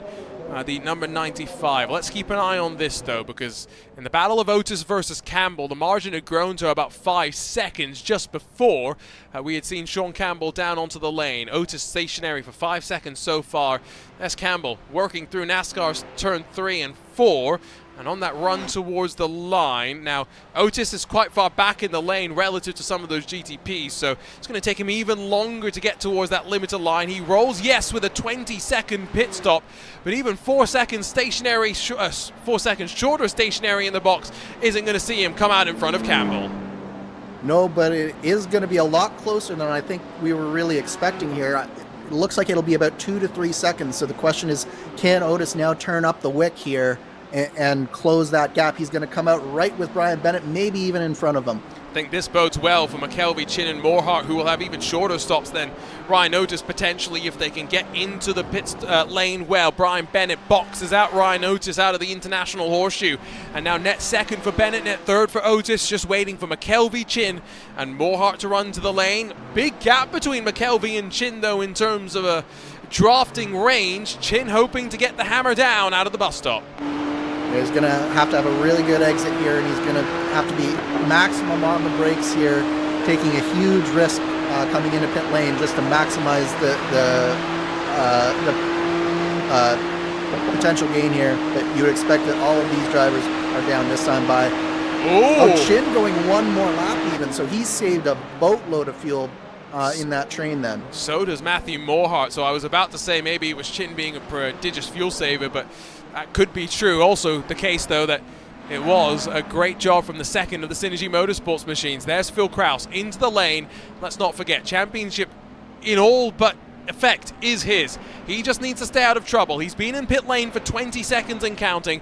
Been about 35 seconds the mark for most of these pit stops in the GTP class. Finds himself in, I think, what might actually be a decent position to jump into a fight for the lead. Here comes Sanders to the line. Still has got to run in towards turn number 1. He will blast around the outside, yes, but it will be closer between Sanders and Kraus than it was between Otis and Campbell in the GT3 class. Margin between them going to be just under 3 full seconds.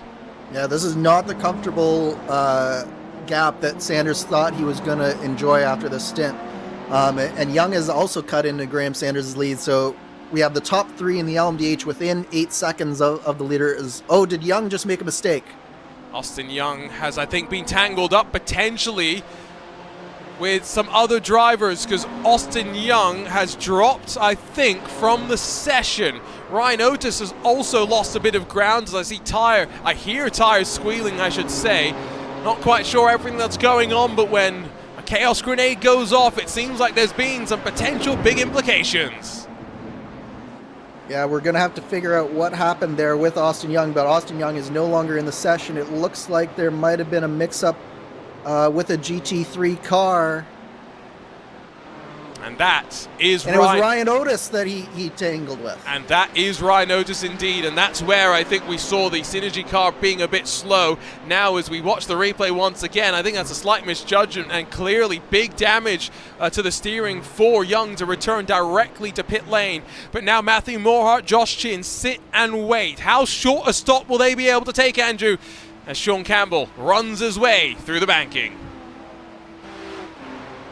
Yeah, this is the telling part here, and that tangle with Ryan Otis, that's going to have massive championship implications, because that could be the opening that Josh Chin needs to potentially get around Ryan Otis here as well. Chin going to be behind Sean Campbell, in front of Matthew Morehart. Where do the rest string on out? Spin Bennett for Brian Bennett. It's going to give Josh Chin second on the road. Bennett's also going to be passed by McKelvey, by Morehart. Otis finds himself now in 5th position.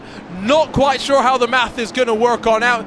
You mentioned it earlier, Andrew. Otis's consistency might come out to help him here. Yeah, so we're going to have to figure out the math here over the next 20 minutes, because I think that it's really close right now between Chin and Otis for that second place in your GT3 standings. If Chin can hold on, and if Otis can't get around McKelvey, I think that Chin might just have enough, but we're going to have to check that. Wow, take a breather. I'm sure there's more still yet to come. Jim Herrick, by the way, also has had to take a trip back to pit lane. Let's see what's happened to him. Oh goodness, that's hellacious. Yeah, that car was just never slowing down, was it? And so that's McKelvey behind, who I think would have just been out of pit lane potentially. But there's no contact. That probably is Herrick just in the grass by himself. Yeah, it looked like that through the left-hand kink there, he just got a little bit loose, and he just, the rear of the car just never settled down on him, so he just couldn't get onto the brakes properly there. Well, that's a big one. Not unusual though. Have seen that on a handful of occasions before. Front of the GTP class, it's within 4 seconds for Sanders and Phil Krause. The margin continues to close. Sean Campbell is 5.2 seconds clear of Josh Chin. Matthew Morhart finds himself working past lap traffic, gets through on Creighton Carter. McKelvey and Otis will have to follow suit as well, as off the banking they unload into the opening. Corner up the inside they will go as they funnel in towards the International Horseshoe. What must be going through Ryan Otis's mind right now? Well, right now he's got to find a way past the 71 of Creighton Carter. He can't afford to drop, to have McKelvey and Otis drop the cars of Morhart and Chin in front. So the fact that Carter isn't letting these drivers by has got to be eating away at Ryan Otis. You saw him on the lights just begging Carter to let them by, and he finally does negotiate it, but that's put a big gap between McKelvey and Morhart. So I think it might actually come down to whether Morhart can get around Josh Chin and maybe be a spoiler for his teammate. Interesting to see how those team alliances are going to play out. Still those 20 minutes left to go, and it's 20 minutes and we finish the lap that we're on.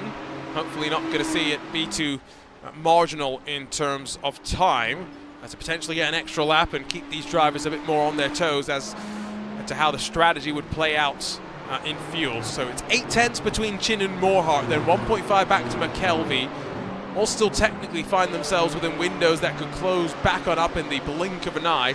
Similar sort of a thing could be said for Lionel Kalisto and Chase Wilson, although Trevor Malone has been dropped at this point, and Chase Wilson, despite the drama in the early stages, might still be on his way to a race victory to close out the season and to wrap up his championship.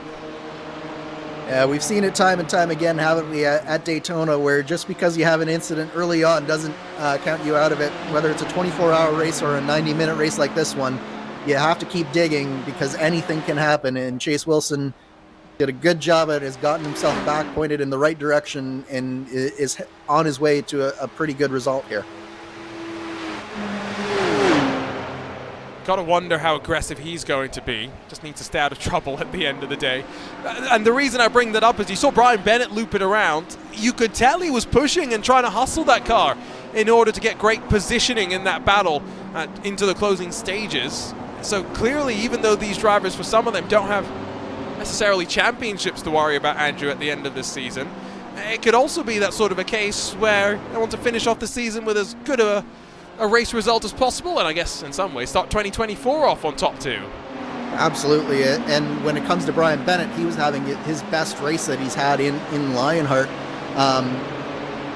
He was running second for most of the race, or second or third for most of the race, and just that one mistake had cost him, because he was looking certainly to be able to come out level with Chin and Morhart, if not slightly in front of them. So just an unfortunate timing of that mistake, but he's still well within the drafting range of this pack, and he definitely can still find his way up potentially into a top 5 here. And so we do have 5 now in this fight for the final 2 podium spots. Sean Campbell jumps into the YouTube chat to say Ryan is going to have to bump draft to catch. He's 6 seconds clear at the front and has enough spare brain capacity to still come and join us and give us some informative advice. Well, it's not the first time that we've seen Sean Campbell be in our YouTube chat mid-race, and it probably won't be the last. And yeah, I agree with him. I think that Ryan Otis definitely needs to get a little bit desperate here, do some bump drafting, do whatever it takes to find a way to not just get McKelvey back in a drafting range, but really put in some solid lap times, because he's quickly running out of time. Just 16 minutes left in this season. I think we also do need to recognize that we still don't quite know what's going to happen in terms of that championship situation. So maybe those drivers have a better appreciation for what they need to do, where they need to be at the end to guarantee themselves safe passage. Cool, 15 minutes to go. Where's your race leader? He's now leading, by the way, by about 5.6 seconds. He's in the infield, ready to dash through the kink, and so 15 minutes to go, probably looking at 10, maybe 11 laps still left on the clock at most for your race leader. The problem is you have no idea what that really translates into in terms of GT3s. Exactly.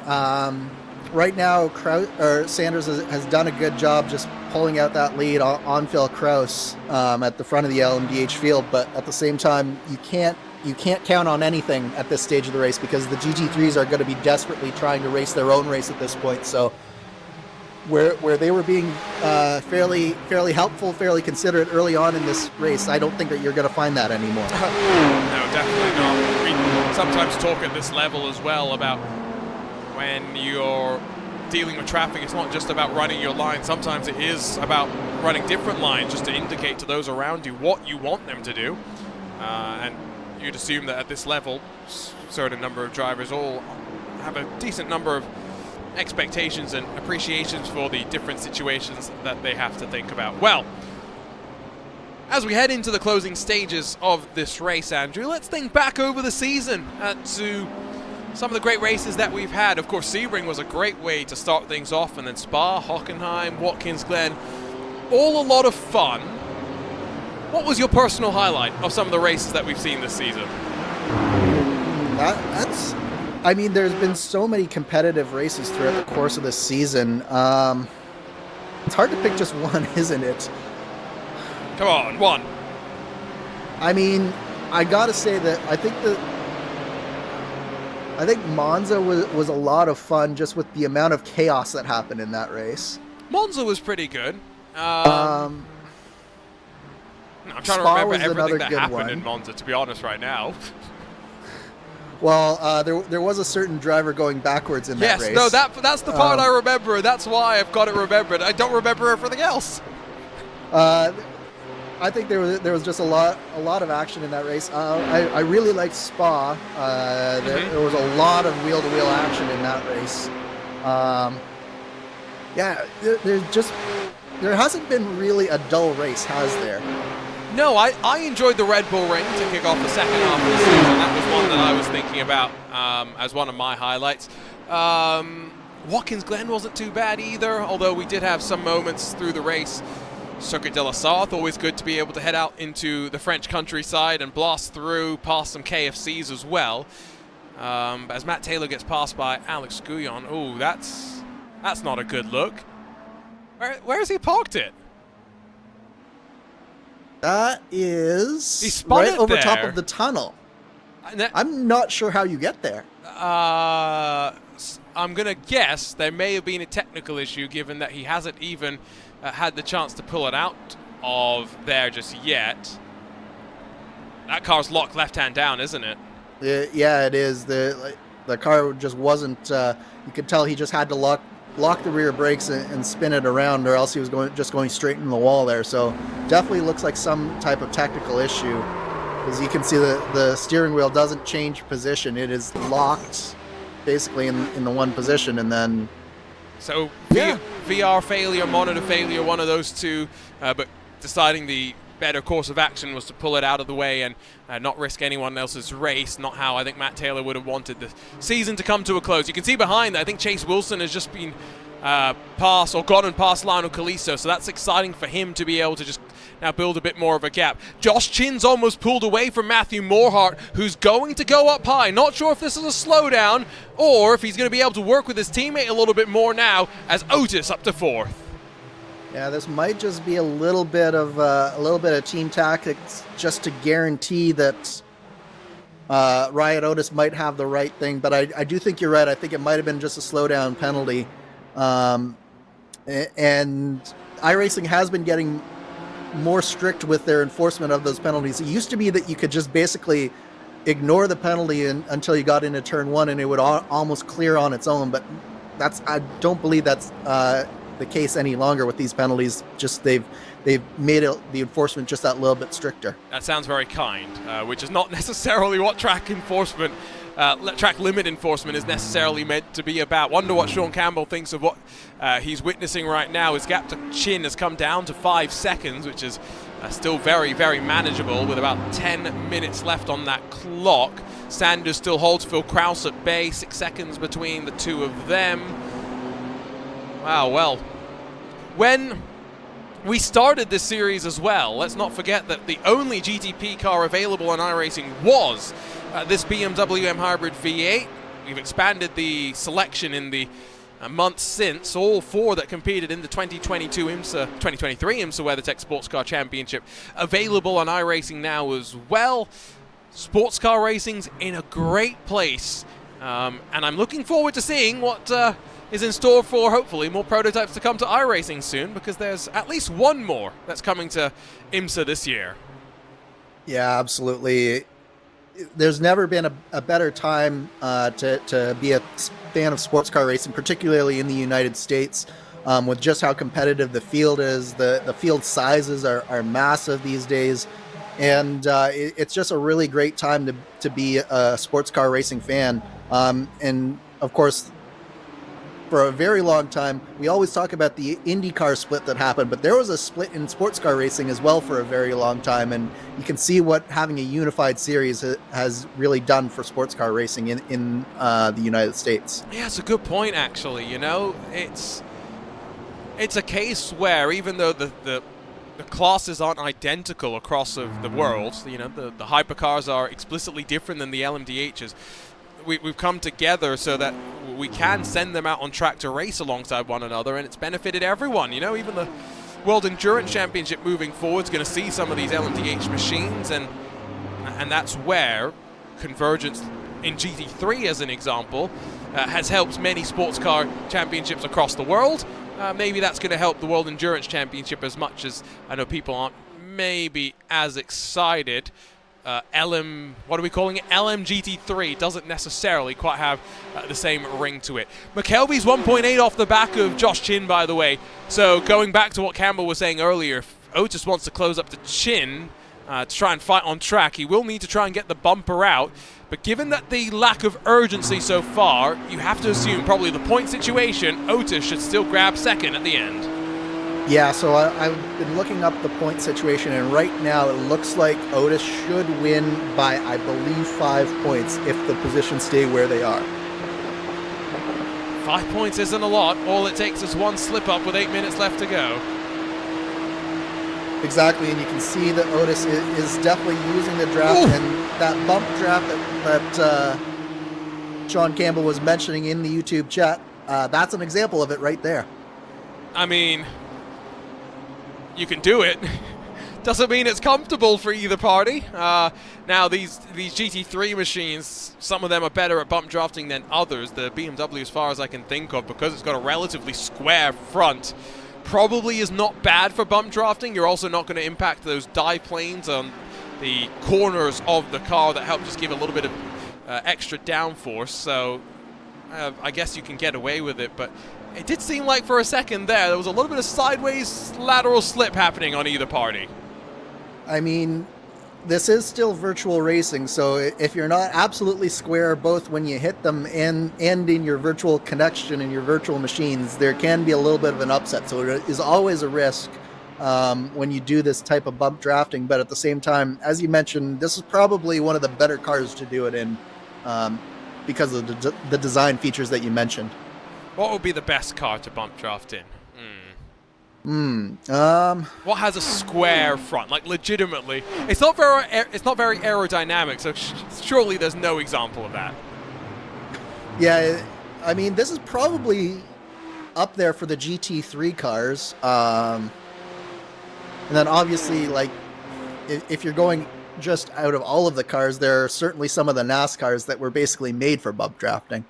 True, and even within NASCAR, right, some of the cars are better than others when it comes to the bump drafting. Will Ryan Otis give the bumper a shot once again as we push to the line with now 6 minutes left on the clock? He's not going to get there in time, in fact, and so it's just the air being pushed as the gap shrinks down to 1.2 seconds. Now there is traffic that's bridging the gap, that's helping. So James Paulson in that number 80 machine finds himself as the link between Chin and those behind, so could be in for a bit of a drag race, a photo finish to the line.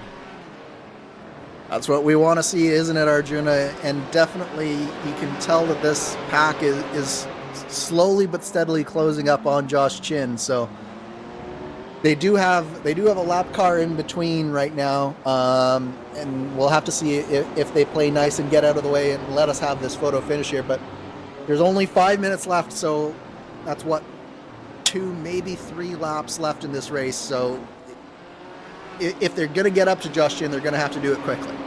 Yeah, they don't have time to waffle around right now and squabble in and amongst themselves. Got to make sure they're on the same page when it comes down to that. Race leader Graham Sanders finds himself in the international horseshoe, so has just begun yet another lap. 5 minutes on the clock means that the next time he comes around to break the timing beam, we'll have 4 laps left to go for him.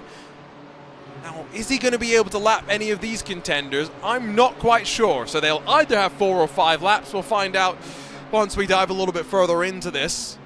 But McKelvey's already found himself 1.6 back from Chin once again. Swings and roundabouts. It's Chin that's got the advantage once more. Yeah, certainly Chin has done anything and everything he could to stay out in front there, and it's paying off. And the bad thing for Otis there is he's just not close enough to bump draft again, so they've really got to get up another, basically they've got to have the gap in order to really get into the draft of Josh Chin here, and I just don't think that they can do it in the 4 minutes that are remaining. Sean Campbell not just leading this race, but giving us suggestions for what's the best car for bump drafting. Audi 90 GTO, that's not a bad point given that that car is basically, as Sean describes it, a rectangle on wheels.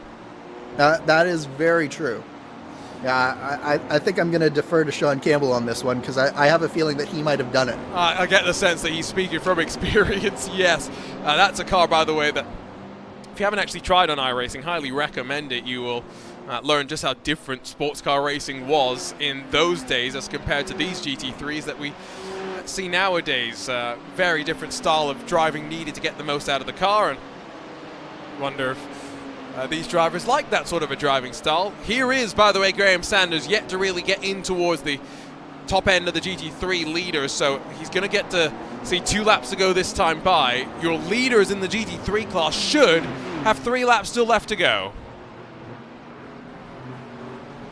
Yes, I think so. So it'll be 3 laps left, and again, I don't see McKelvey and Otis really being able to get up to Chin here. So I think the battle is on right now between McKelvey and Otis for that 3rd position. I think you're going to stop seeing Otis really trying to help McKelvey get up to Chin, and I think you're very quickly going to start seeing him start to battle him and maybe try to make a move, possibly even as soon as this lap, because he's looking just to that outside and putting McKelvey under pressure here. Behind them, Nathan Deering up the inside of Matthew Morhart. It does seem as though they don't necessarily have the drafting capability to be alongside at the line. They need to make the move into turn 1, maybe on the last lap of the race.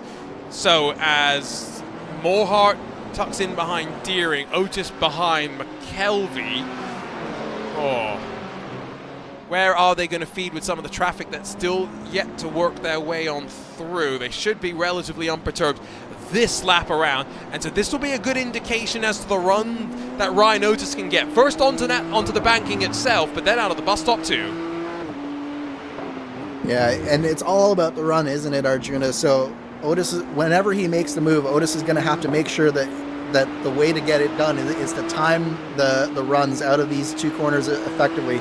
So getting back up onto the banking here, but I think the most important one will be getting through the chicane on the back straightaway effectively and having a better run out of that chicane.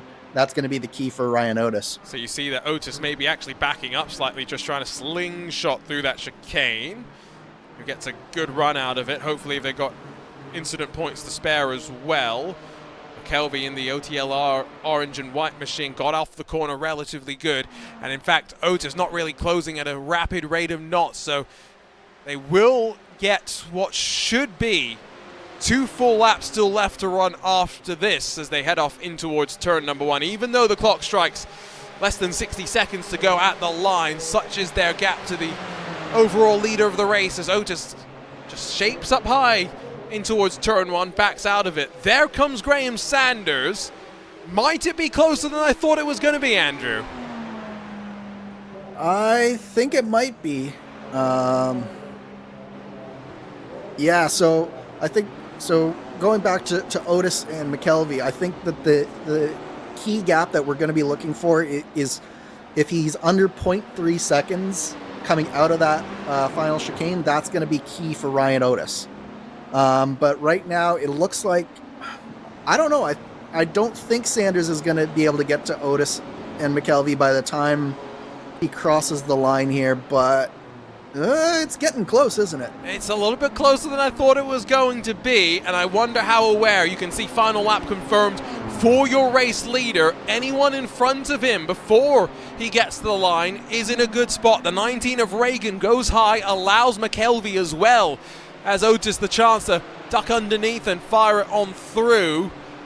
I get the sneaking suspicion that this will be the final lap of the race. Otis better get a good run out of the corner. Camera gets stuck inside of the wall. It's so excited at this run to the line. There comes the leader. It will be a charge, a photo finish potentially, but Otis doesn't get a good run out of the Le Mans chicane. No, that was not the run that Otis needed. He was looking really good coming in, and meanwhile, here comes Graham Sanders.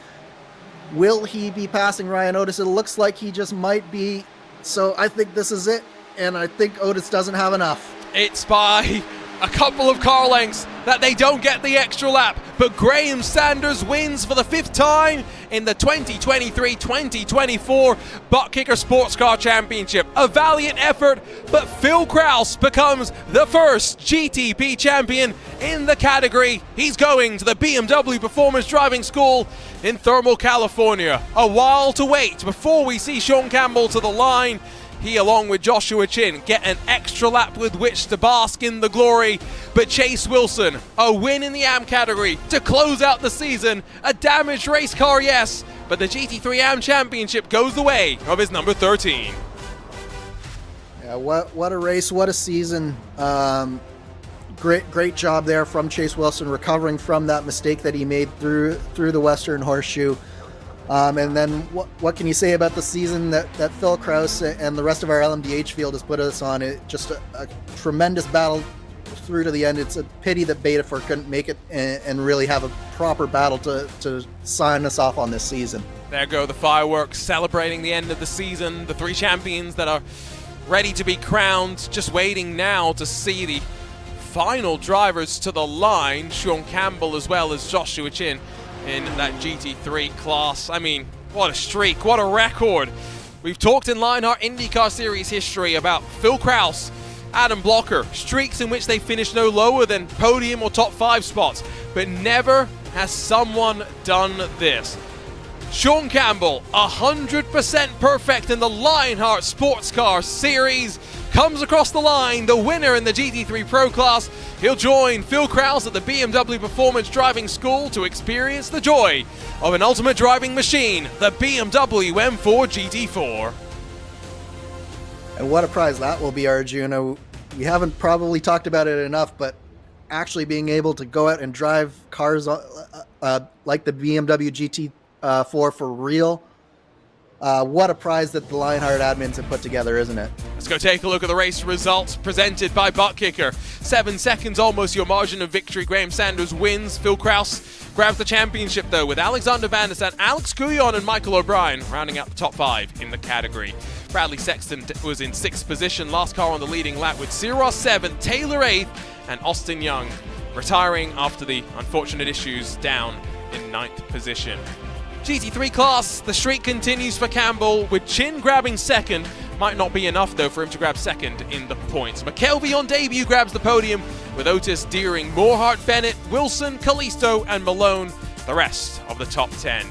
Marquez and Pfeiffer also classified 1 lap down before you get into those that got involved in issues. Forsyth, Paulson, Reagan, Carter, Herrick, and White, unfortunately, all mixed up in the troubles through the 18 cars that took to the green flag.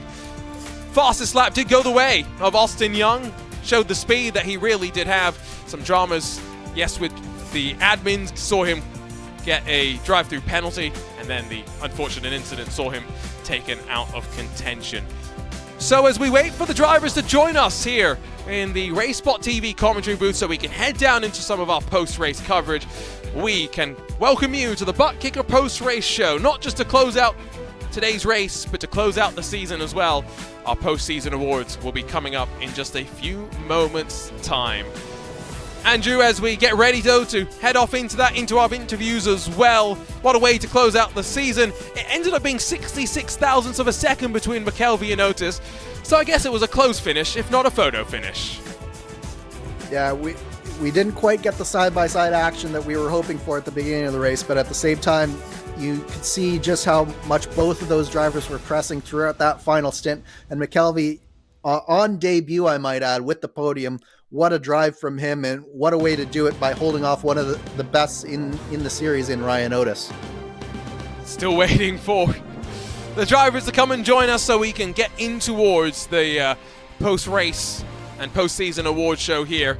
But looking forward to some of the chats with the drivers that we are going to get to do. You mentioned it, let's talk about that prize as well. Heading off to Thermal, California to the BMW Performance Driving School to drive a BMW M4 GT4 car. I wonder how many of the drivers, Andrew, will jump into the sim to get a bit of practice before they go.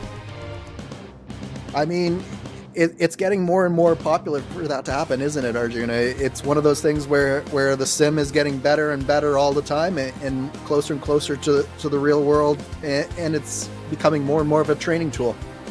Well, still waiting for people to come and join us. Let's see if we can chat to Phil Kraus at least to start things off. Phil, congratulations on second place, staying out of trouble, and wrapping up the championship. How do you feel right now? Oh, pretty good. Obviously, first off, it's a shame that John couldn't make it today for the final race of the season. I know that put a bit of a damper on things, but yeah, once I found out he was under the weather and couldn't race, it was pretty much just a race of driving around and making sure I don't get into any incidents and accrue a penalty I really don't need.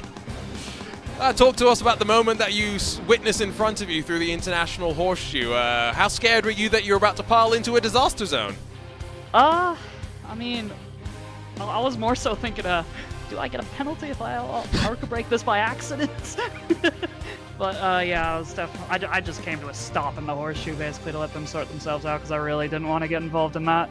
That let Austin and Graham get away a little bit, but that didn't matter. They were both quicker than me that whole race. I know Austin got caught up in a little bit of drama later on, but yeah, those two were really quick today.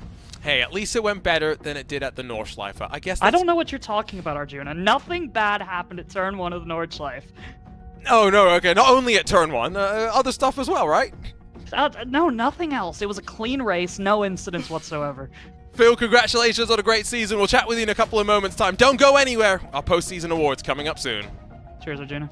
Phil Kraus jumps in, and we do have now finally the crew standing by, so let's jump in towards our post-season award show. Let's drag in George Anzaldo to get things underway. George, welcome along to this post-season awards show. Glad to have you here. Let's talk about this season, and let's get underway with our prototype class. Thanks so much, Arjuna. Yeah, what a season! What a way to end it off here under the lights. It's been a long but exciting season with some really great moments and great battles throughout both classes. So we definitely we're ready here to crown our champions, and we certainly can start off with our LMDH champion, which is Phil Kraus. So on behalf of the Lionheart Racing Series and the series sponsors, especially ButtKicker and BMW Performance Center for putting on this series, we'd like to award Phil Kraus as our 2023 champion.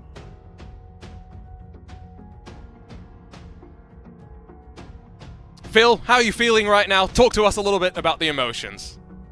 First off, thank you to you, George, for putting on this championship and bringing together a ton of great partners to help support this series, this league, and just being able to put on another show while obviously we had that year off from the IndyCar. It was a nice change of pace, and I really enjoyed it. George, let's move on over then to the GT category. All right, well, yeah, so we have two champions from our GT3 class. As you know, we've got our overall champion and our AM class, but we'd like to start off with our overall champion. And again, on behalf of our series sponsors, ButtKicker and the BMW Performance Center, as well as the various other sponsors that support the Lionheart Racing Series, we'd like to congratulate our overall GT3 class champion, Sean Campbell. Sean, congratulations. Great season. Thanks, George. Thanks for putting all of this on. like everybody that was a part of it, because it's been awesome. Sean, talk to us a little bit. 100% perfect in terms of the race record. Didn't always go that easily, though, I think, by any means. Yeah, no, it was, for a lot of it was tough to do it, you know? Like, having to come in and grind for it to keep it going at a certain point where it's like the expectation of, well, I have to. But no, it was a good season. It was a real competitive season. Congratulations, Sean, on your GT3 Pro Championship. Thanks. And last but not least, George, one more champion to talk about. Excellent. So so I'd definitely like to congratulate our GT3 AM class champion. Again, on behalf of Lionheart, ButtKicker, and the BMW Performance Center, and the rest of our 2023 sponsors, I'd like to congratulate our AM class champion, Chase Wilson. Chase, congratulations. Great season. Thank you, George. I just want to thank everyone behind the scenes to make this a really fantastic season.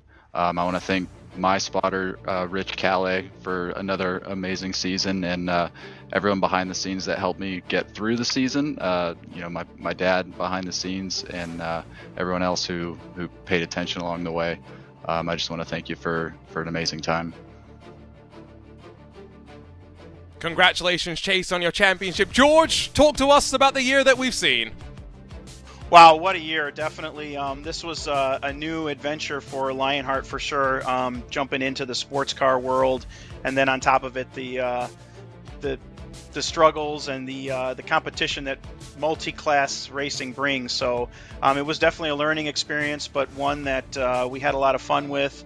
One that I think in the future that, you know, Lionheart can take what we've learned from this and improve upon it, and still put on a good show in a competitive competition for our members. But we're definitely looking forward to the 2024 season. We've been a little bit quiet about our plans, but we're finalizing them, and I can assure you that you'll definitely see Lionheart back in 24. In what capacity, we're kind of keeping that secret and under wraps for now, but we'll definitely have that information for everyone soon. With that, I'd just like to, again, just thank our drivers, administrative team, everyone behind the scenes who've helped put this together, especially here with the Sports Car Championship. It was a long and demanding season, and so I really, you know, tip my hat off to those drivers who stuck through, you know, the trials and tribulations, if you will, of this long, demanding season. So, again, my hat's off to them. I thank them for their attentiveness and their commitment to the league, and yeah, it means a lot. So finally, just want to thank again our sponsors, HyperX, ButtKicker, BMW Performance Driving School, Next Level Racing, RaceSpot, Arena, ESTV, GSI, 4D Racewear, and the rest of the people who support Lionheart. It's been a great season. Thank you for everyone who's helped make this league what it is, and we definitely are looking forward to 2024 and beyond. Thanks again for having us. Thanks for all your hard work, RaceSpot, and it's been a great season. So thank you very much, everyone. And, well, Andrew, as we get ready to wrap things up, what a season it has been indeed. One more look at the schedule. What a journey these drivers have gone through. 18 rounds of the championship, and now it's time for a bit of an off-season before whatever capacity we go back racing in for 2024's Lionheart competition. I'm sure all drivers are looking forward to it. When you think back, George mentioned the grind, and he's absolutely right. Look at all of those places that we've been to, all of those tracks these drivers had to learn, some for the first time in these cars, and all the work that all of the drivers have put in. I think that everyone is just going to be up for a well-earned break right now. And that includes, I think, us behind the scenes as well. Thank you so much for joining us over not just 2023, but at the start here of 2024 as well, as we wrap up this inaugural season of the ButtKicker Sports Car Championship. 18 thrilling races, 3 worthy champions, and 2 drivers heading off to the BMW Performance Driving School in Thermal, California. Looking forward to seeing you on RaceSpotTV for the rest of 2024, but for Andrew Kinsella and the entire team at RaceSpot that's been a part of this, alongside myself, Arjuna Kankipati, we thank you for your company. We'll see you next time, but for now, so long and goodbye from the World Center of Racing.